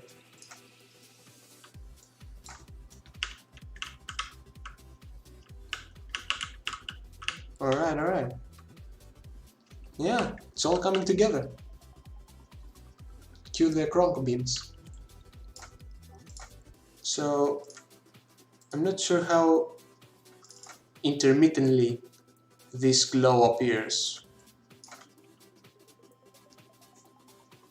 Let's see.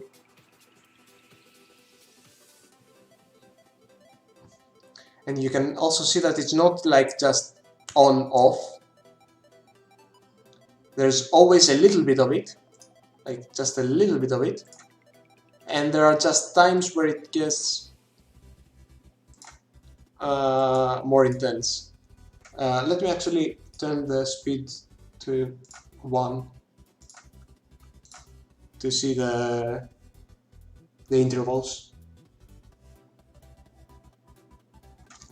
I don't have a brightness or intensity slider. I just have the glow. I just use the value of the glow color, pretty much. But I'm going to multiply it with some masks, so that the intensity gets adjusted. Okay, so you can see that just it does a bit of like, is it always the two blooms? Oh, no, it's just random. Okay. Okay, it's random time.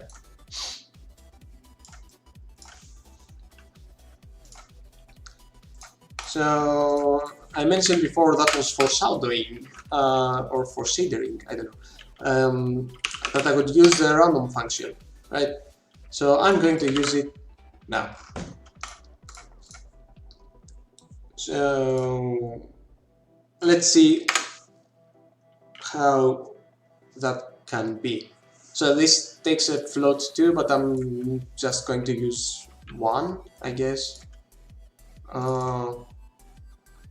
Yeah, just as a good practice, just to be a good role model to people. Okay, did I forget? Yeah, I forgot. Sorry. Oh yeah, that's it.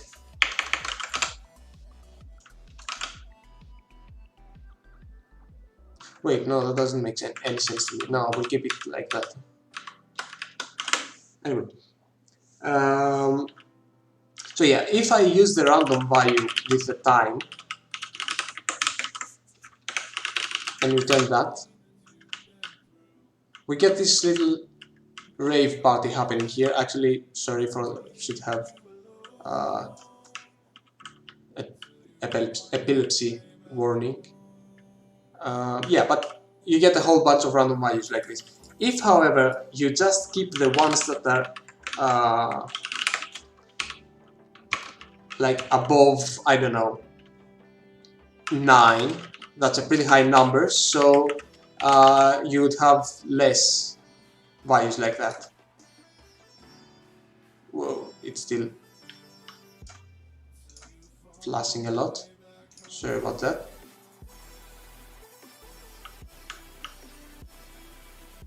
But yeah, it glows, but very more infrequently right now.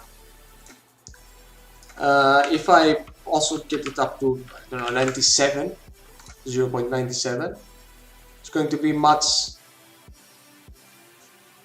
well, yeah, much more sporadic.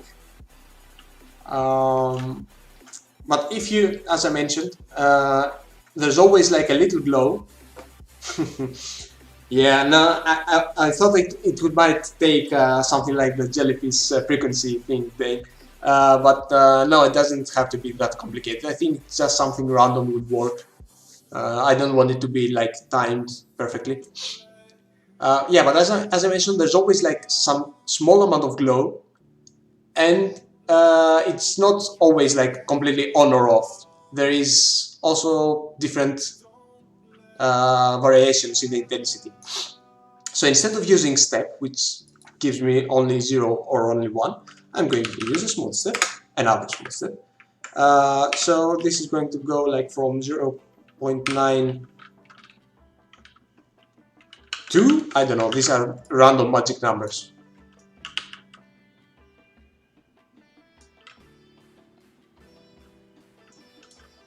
Okay, so instead of causing seizures to everybody, I'll just add it to the code directly. So where is it? Where is it? Yeah. If I multiply the whole thing with that, okay, it's still a bit abrupt. Either way, let me see. Either way, since there's always a little bit of glow, this should have a maximum. So it's always going to have at least 0.3 glow. And yeah.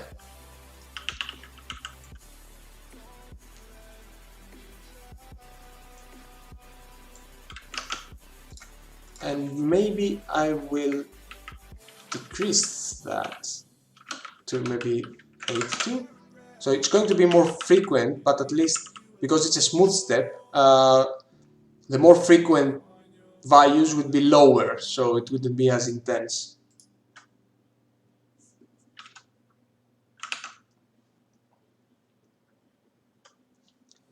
Yeah, exactly.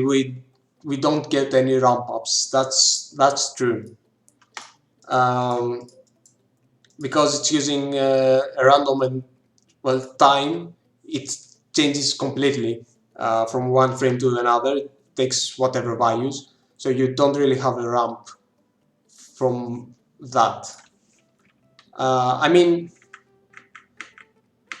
you could get some predictability if you like. Yeah, see. No, I'm not sure what I'm doing here.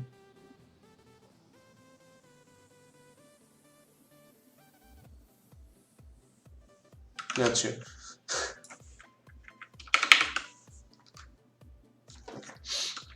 I want this to be 1 now, and maybe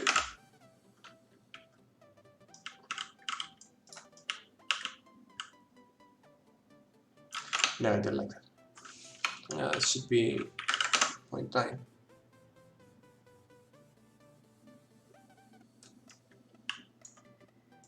I have a reflection problem here. See this? And the light. Yeah, okay, keep the light.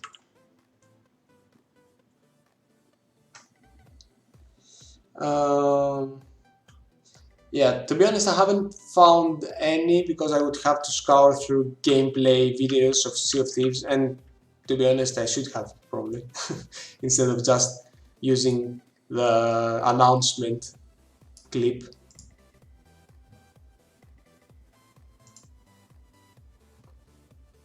I mean, you're welcome to try and find any if anybody wants to.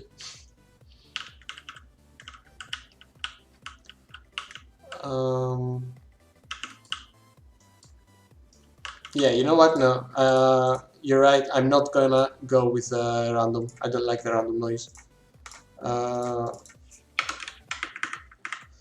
I'm going to use my biggest weakness, moth.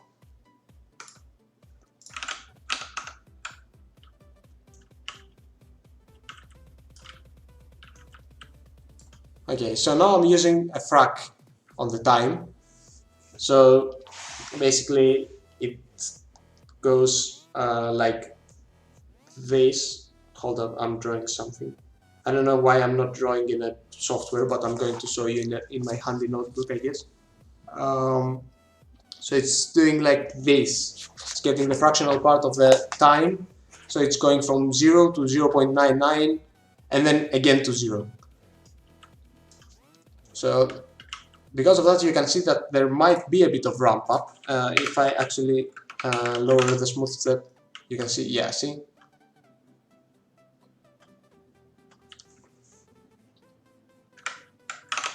And to be honest, we can introduce a bit of randomness, but still keep a bit of like deterministic behavior, sorry, on the glow by just layering different functions. So I'm going to store it outside.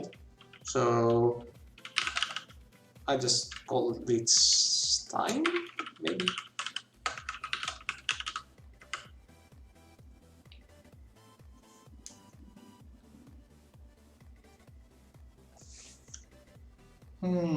That's a good question. Uh, it doesn't seem like it's moving. It seems like it's uniform.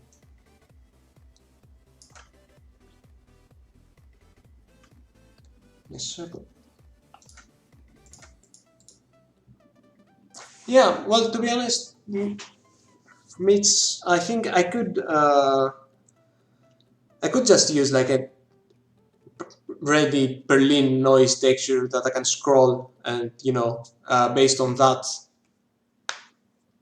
I could determine whether to glow or not. But I'm just I think layering like some frag noises, like some frag of the time, should be alright, I guess. So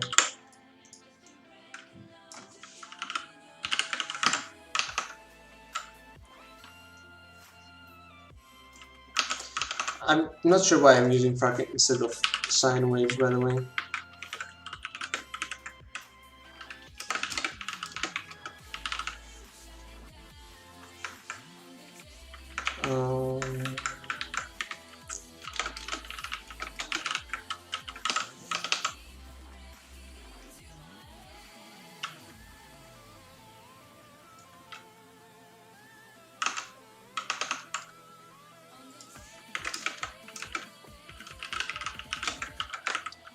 Jesus, my code is like the output of Amplify shader editor.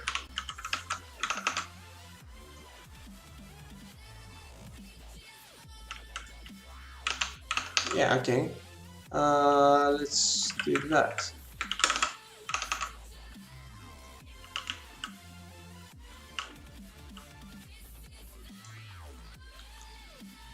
That's way too predictable, so maybe I will add a little bit of phase to that.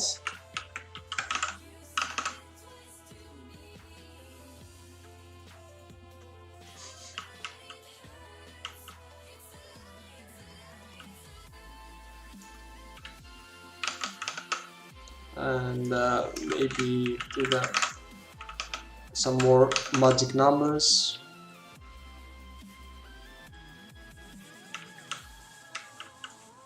No, why does this look so good? Come on. 5.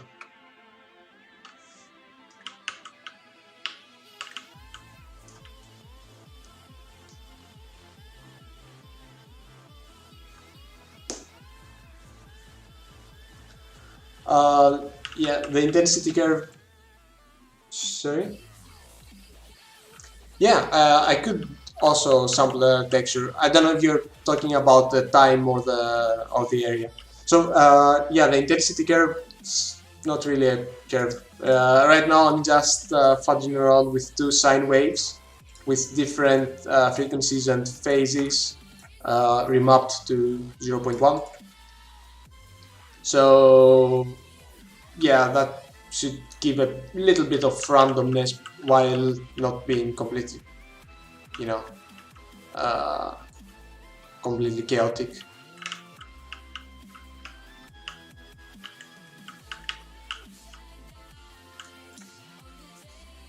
I think it could get a bit redder.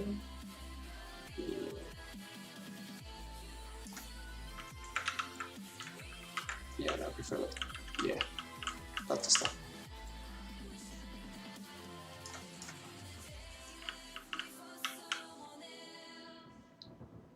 Um, yes, it is. But you know what? We can randomize that. That's a thing we can randomize.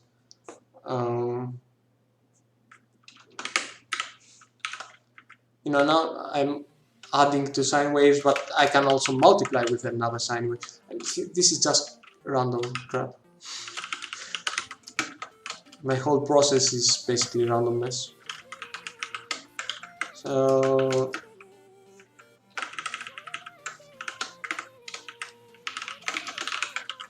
yeah, a third sine wave to adjust. Yeah, yes, that was a good point. So now, yeah, the intensity is also guided by a third sine wave.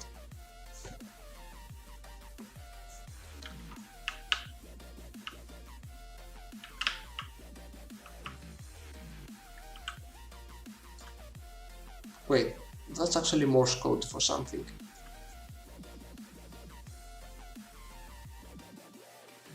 What's dot dash dot in Morse code?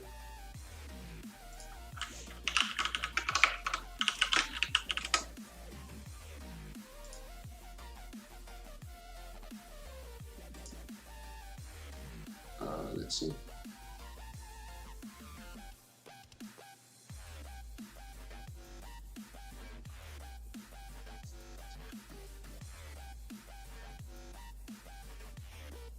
It's R. It's just spamming R.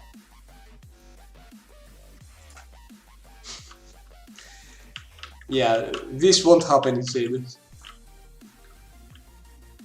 And actually I could make the light behind me match whatever's on my screen, but it just takes like the dominant color of the whole screen.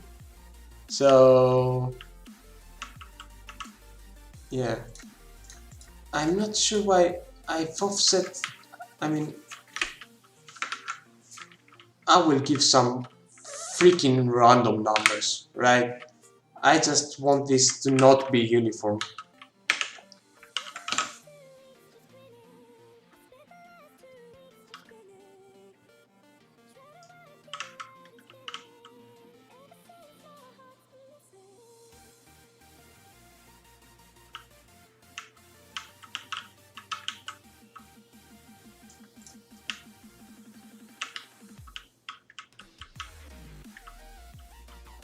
I think that's good. Oh, thanks for the follow, sir, and thank you for being here also. So nice to see you here. Yeah, alright. So I think it's in a good place, right? But I think I can have at least 15 minutes more to add the meteors, so I'm just gonna do that.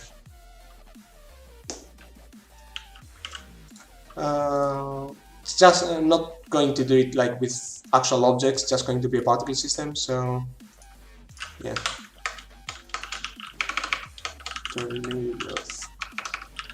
Thing. I promise I name my stuff better when I'm not on stream. So let's see, that should be a particle system. Yeah, meteors. Meteors. I know how to spell.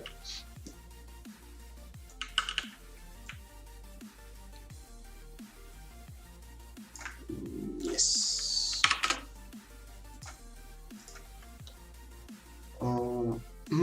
Do you think that's a cone? I think that's a cone with a large base. Hold up, where is it? Yeah.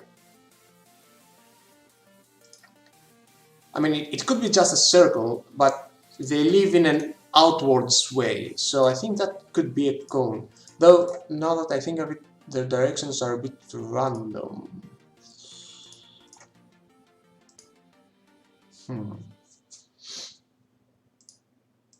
Yeah, screw it, I'm just gonna make it a circle.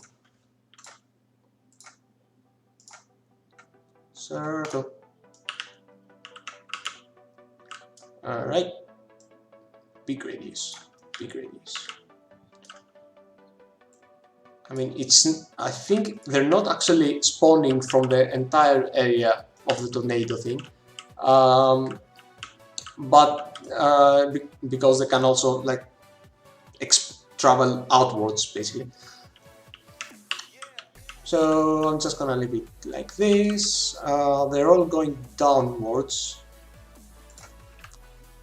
No, they won't have gravity. They're all gonna go rolled down. There we go. Down. It's not down. And yeah, they're going to have some random values for the X and Z because it's not always outwards. They're going like all over the place. So minus 5, 5,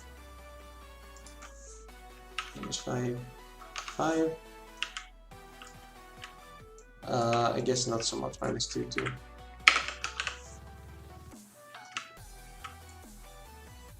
Oh, I was wondering why they were slow all of a sudden. Okay, now I'm going to go again.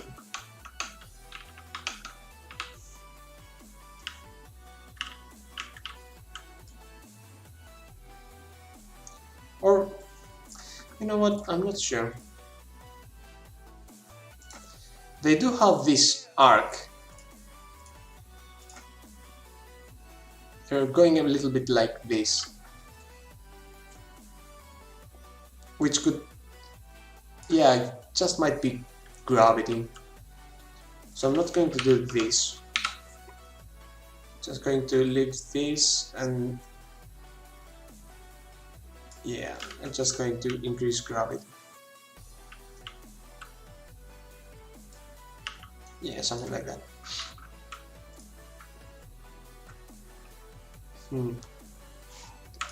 I don't have a rock model here, so let me grab one real quick.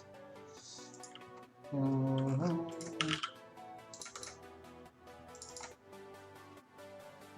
that was wrong. It's not going to be real quick, I can feel it.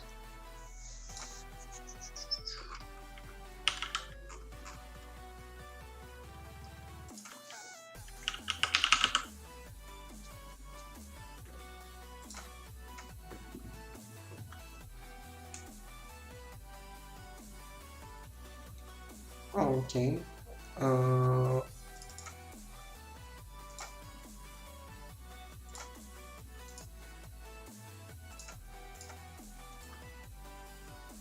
Oh, sorry, I'm just looking for the freaking asset.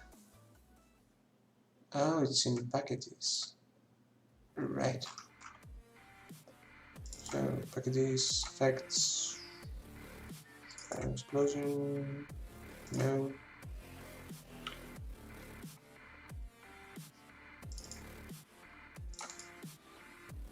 Oh, good.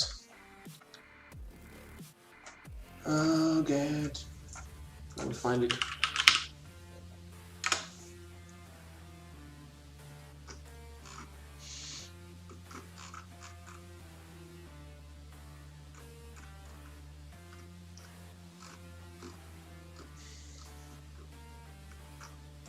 Is this it? Whoa. Yes, okay, that will do. That'll do.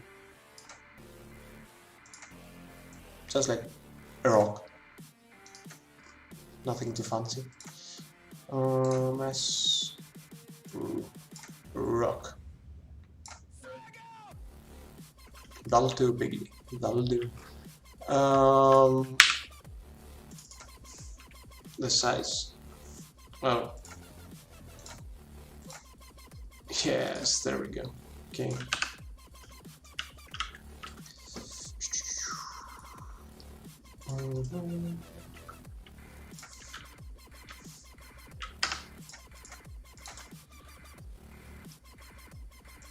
Okay. Video.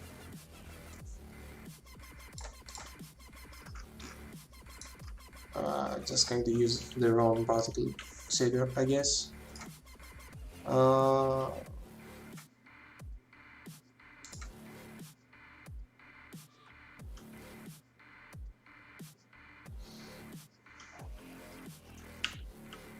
What? Okay.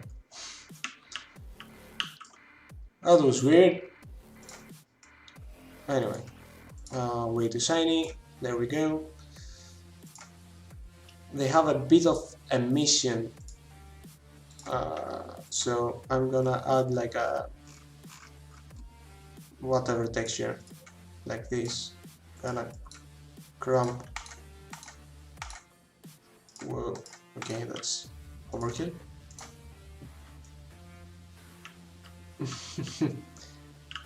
Well, that's teach you for looking away, Dane.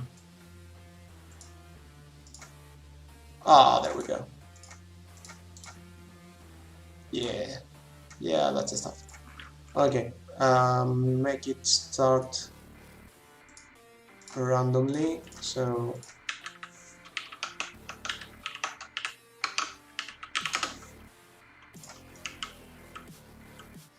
perfect.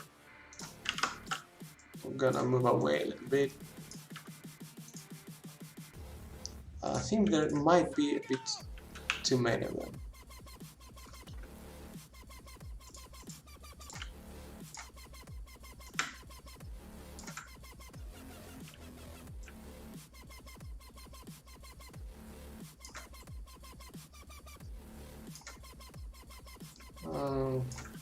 Well, it's not like they actually scale them up, so maybe I shouldn't do. I mean, they just appear, like if you see.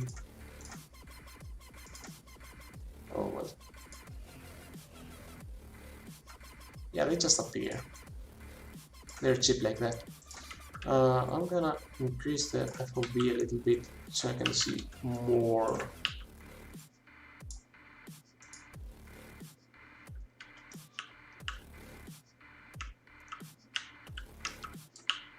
Yeah, maybe I should scale it up. Oh, hold up.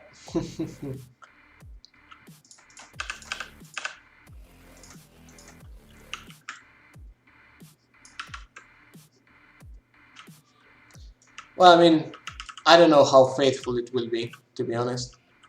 But, you know, just trying to do just a recreation.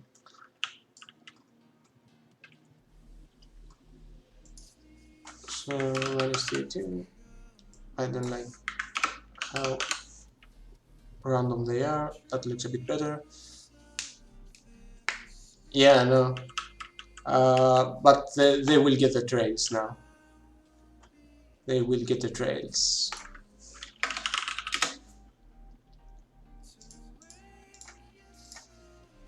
Yeah. So this is gonna be a sub-emitter. We love sub-emitters. No shape, no speed, world position, not that matters. Much less. And rate over distance.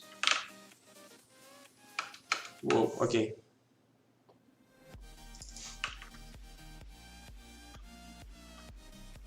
I should probably, yeah. Don't. The meteor should not live that long because I'm running out of particles. Okay. Yeah, these trails look awesome. Not. Let's see. I think I do have a flip book here for the smoke, so I think I'm not even gonna use my own custom VFX shader for this. I'm just gonna use the Unity shader.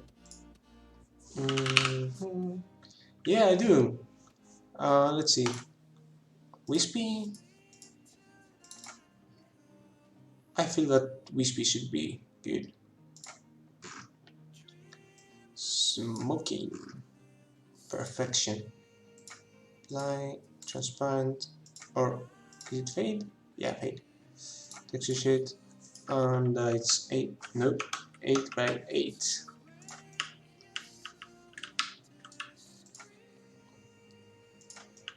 So, in case you don't know, small, quick trick to have it not be so repetitive. I mean, I could, and I will adjust the rotation as well, but something you can do is also make it start from any other frame,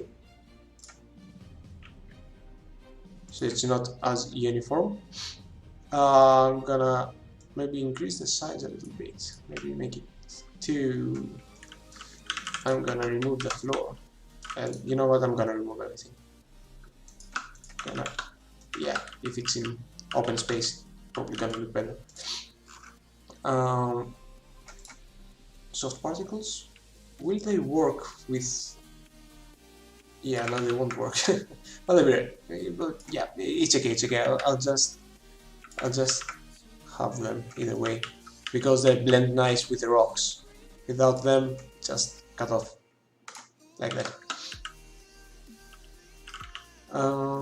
Yeah, and size of a lifetime will go down. Not too much, but it will go down. Let me see the reference again.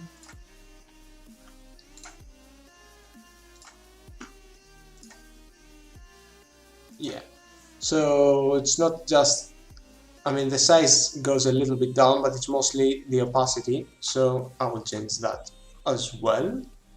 Color over lifetime.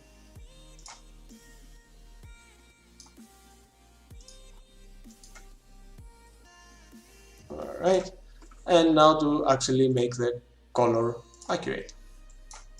So it starts fiery, and yeah, we also go nuts. Yeah, well, you know what? Yeah, like this. I will just change this to be black, and yeah, this will probably should start even earlier. Why is it not updating properly? Yeah. All right.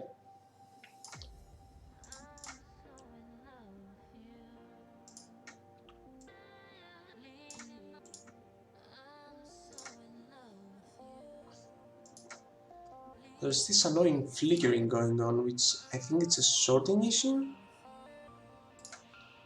So if this is not, if it's set by distance, will it be? No, it's actually even worse. Wait, is it? Should it be transparent? No, it shouldn't be transparent. No, that doesn't work either. Actually, I think it's because of the way they spawn. So maybe if they also fade in.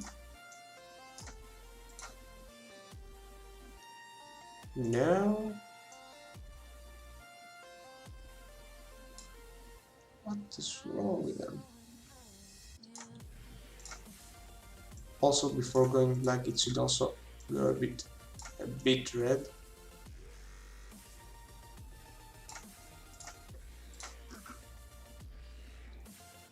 Let me try a different flip book. I don't vibe a lot with this one.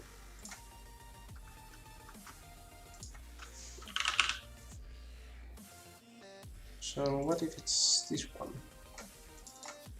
5 by 5. 5 by 5 by 5.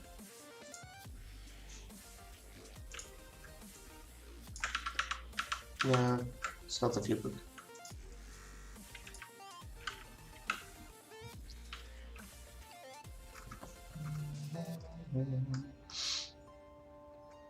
Where's the color? Oh,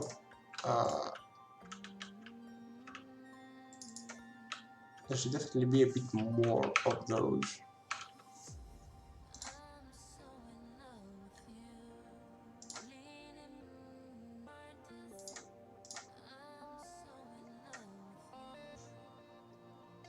Yeah, I guess that looks okay, I guess. I could give them a starting speed too, so that they go a little bit like this. I realized I don't like the red, so the red is gonna go.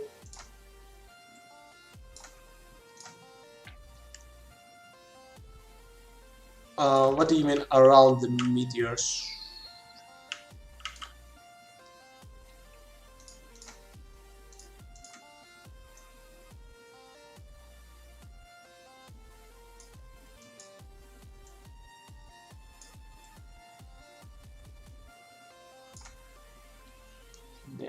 That's that's not how a gradient should work. Oh, is it because... No, that's somehow even worse. I mean,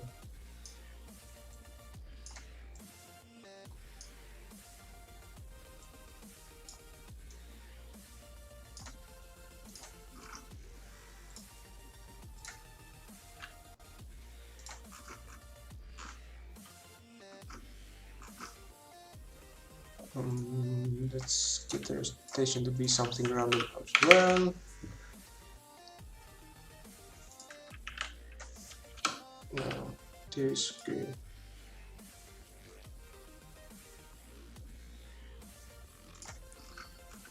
No, it needs a bit of... Yeah, it needs it. It needs it. I think one issue is that I don't have any color grading.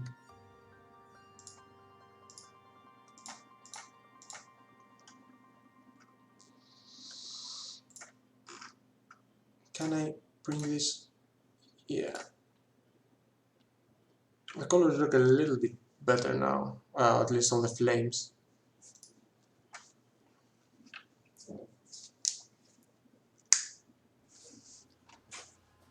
Oh, see what you mean.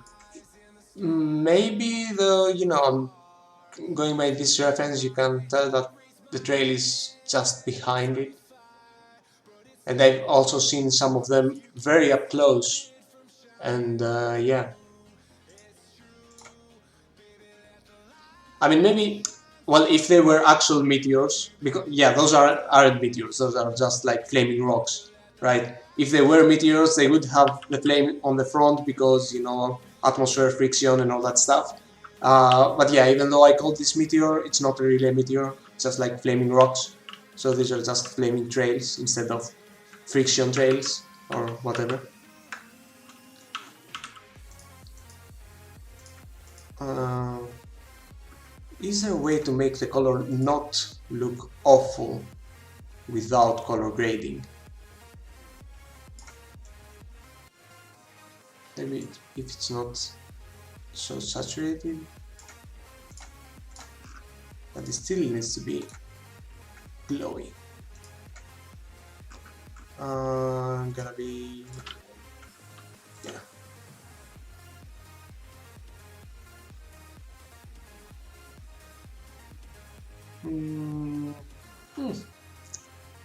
I think I have made better fire rocks. Can I increase this?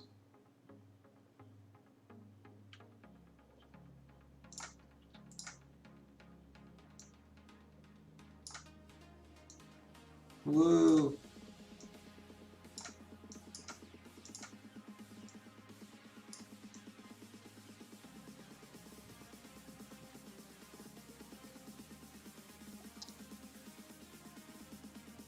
Jesus, the colors are killing me. Just come on.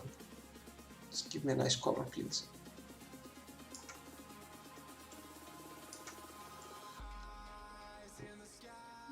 Nope, no colors. It's just gonna be great. Sorry about that. Unity is not cooperating. Oh god, that doesn't look good. So, like, so distinct where it starts.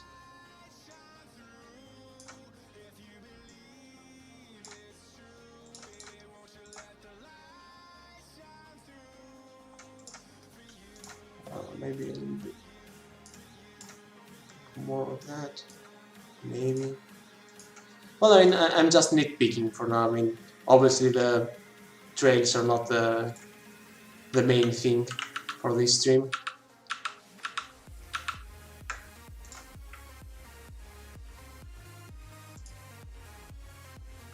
I think I don't like the size going down.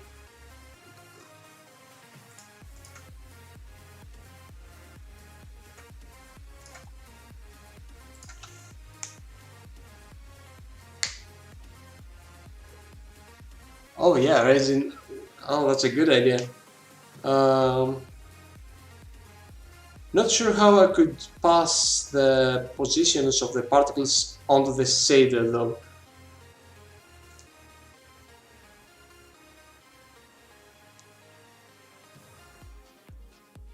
Well, well, yeah, you can do that, but I mean, when you have, let me see.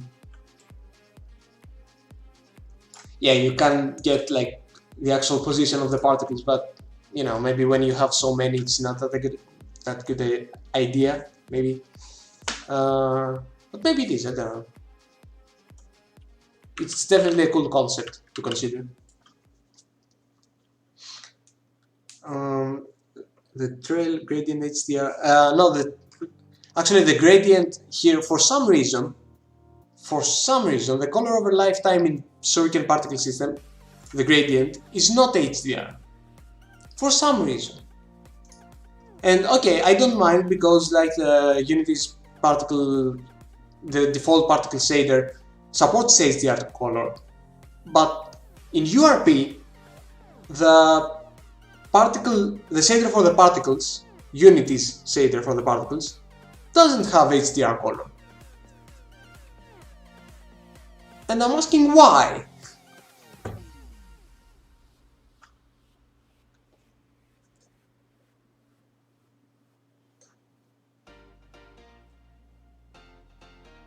Oh yeah, yeah. Resin. That's probably that's probably a good thing. Could be cool to have that kind of interaction.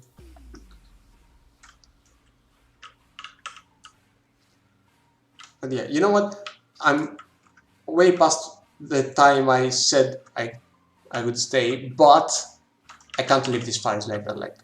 Like I'm only human. Come on. I'm gonna make them stylized.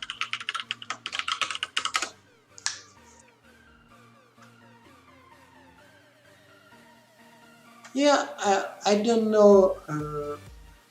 Well, I mean, they had a lot more time to add HDR support to their gradients before VFX Graph even was a thing, or at least we knew was a thing. I don't know, uh, but still, like, okay, VFX Graph is out now. Why isn't the gradients in Shuriken HDR?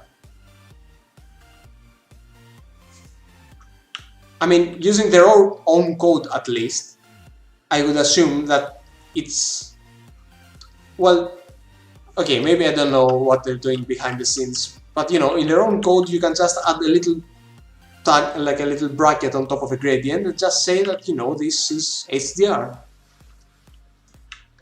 And, you know, technically, it's... Hold up. No, I'm stupid. Yeah, they can't add HDR gradients because the colors that they are writing onto the particles, they are writing directly onto their vertex colors, and vertex colors cannot hold values above 1, so they can have actual HDR values there. Okay, that's on me. Uh, that I understand. I still don't understand though why they don't have HDR colors in the URP particle shader. That makes no sense.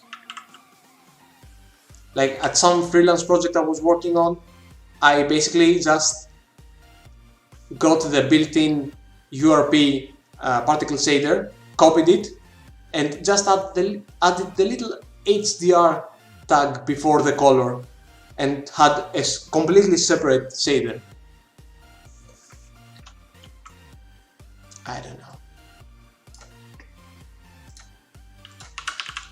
Alright, it's time for the VFX master.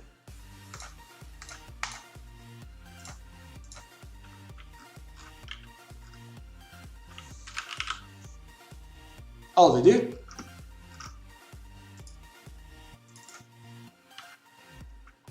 Well, okay, then I might be wrong about what they have done.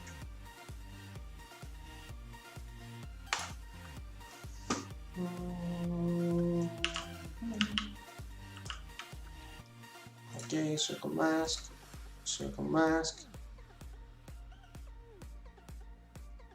Circle mask, okay. No.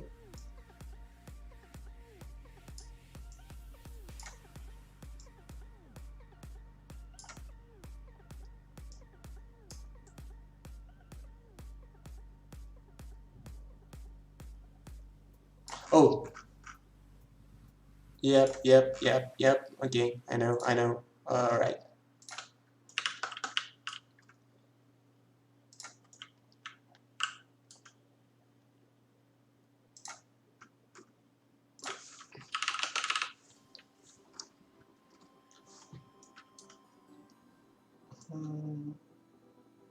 There we go. There we go.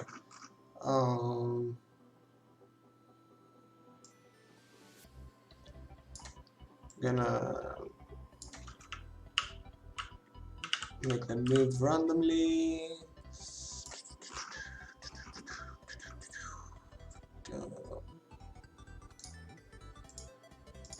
None, I guess. Select flames.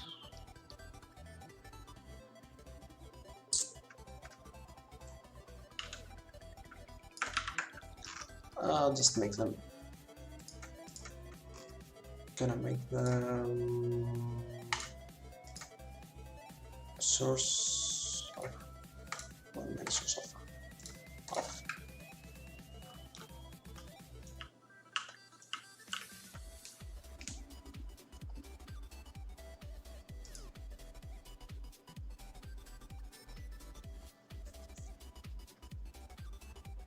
Oh yeah, no, VFX graph is, at least it really seems really powerful. Not gonna lie. At some point, I will try to tackle that. So far, I didn't need to.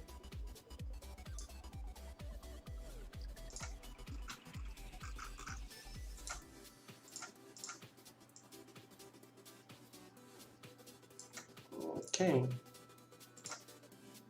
Alright.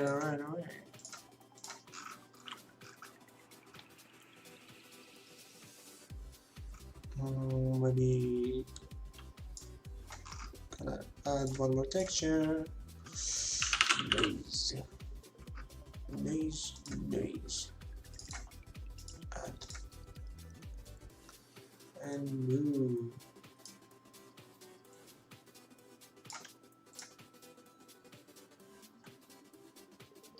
Yeah, that's looking better to me. I mean, in Sea of Thieves, it looks like they're using some sort of flipbooks. They use a lot of smoke flipbooks for their VFX, but I feel that the stylized look is more suited for this one. And yeah, I can see that this needs to be way bigger.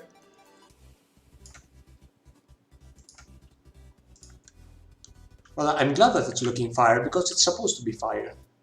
Otherwise, you know, I would totally miss the point.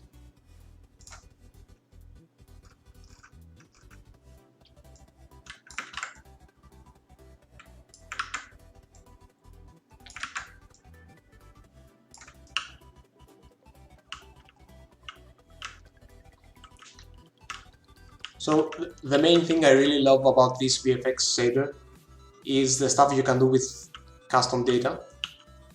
So, okay, right now I have it like, whoa, okay, I have it going like losing its opacity over lifetime, right? But what I can do is I can control the cutoff of each particle using the custom data.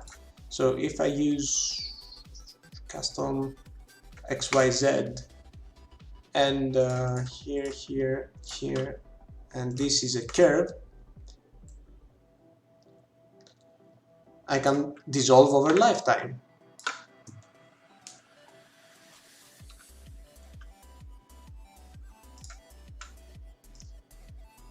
Yeah, that's true about the thin edges. Not quite sure how they did that. Maybe they used a different mask for the clipping instead of the actual clouds texture, or maybe they... Oh, come on. Or maybe they have like a...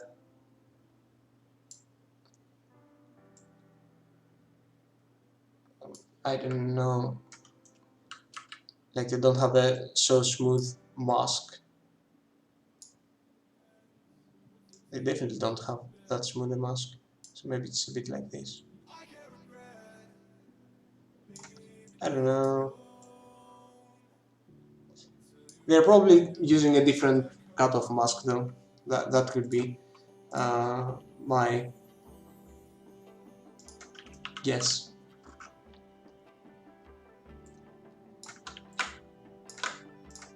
So yeah, there's also the adjustable dissolve over lifetimes, which is really handy.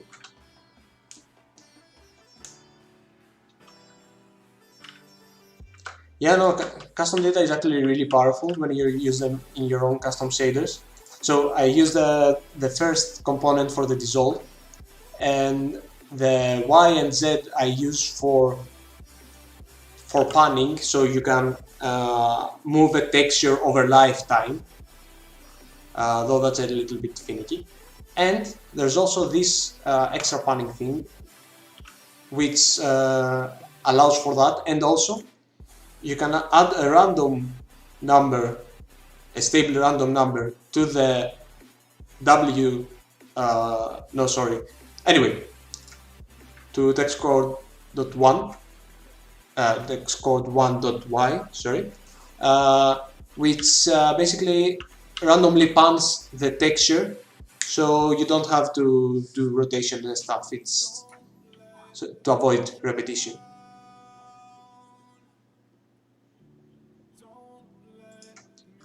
Yeah, this is pretty nice. A lot of functionality from this shader is I have actually on my tutorial, which is on my blog, the VFX Master shader tutorial, which has a lot of functionality around, you know, textures and all that, but it doesn't have the particle stuff as far as I remember. Because when I started with VFX, I actually didn't use a lot of particle systems.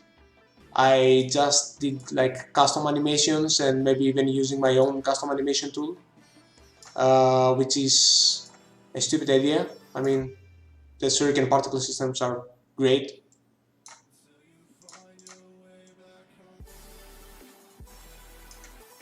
So yeah. Oh, I don't like that. I don't like that. Oh yeah, that looks good. Yeah.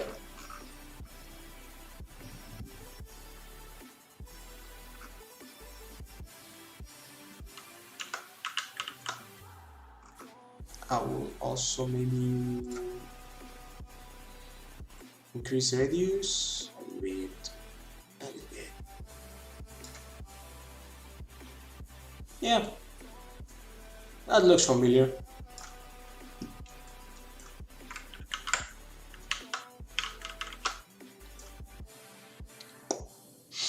Alright then. I think, yeah, I'm... well, it's late. Anyway, but thank you all for joining. I hope you enjoyed this view of me banging my head against shaders and VFX. Oh, sure, no problem. I will continue working on Machina probably, mostly because I enjoy the streaming part, not so much the game dev stuff. But yeah, there will also be more shaders and stuff like that. So at some point, you know, I will make sure to have a schedule that I can stick on. So yeah, thanks all for being here, and I'll see you in the next one. Bye.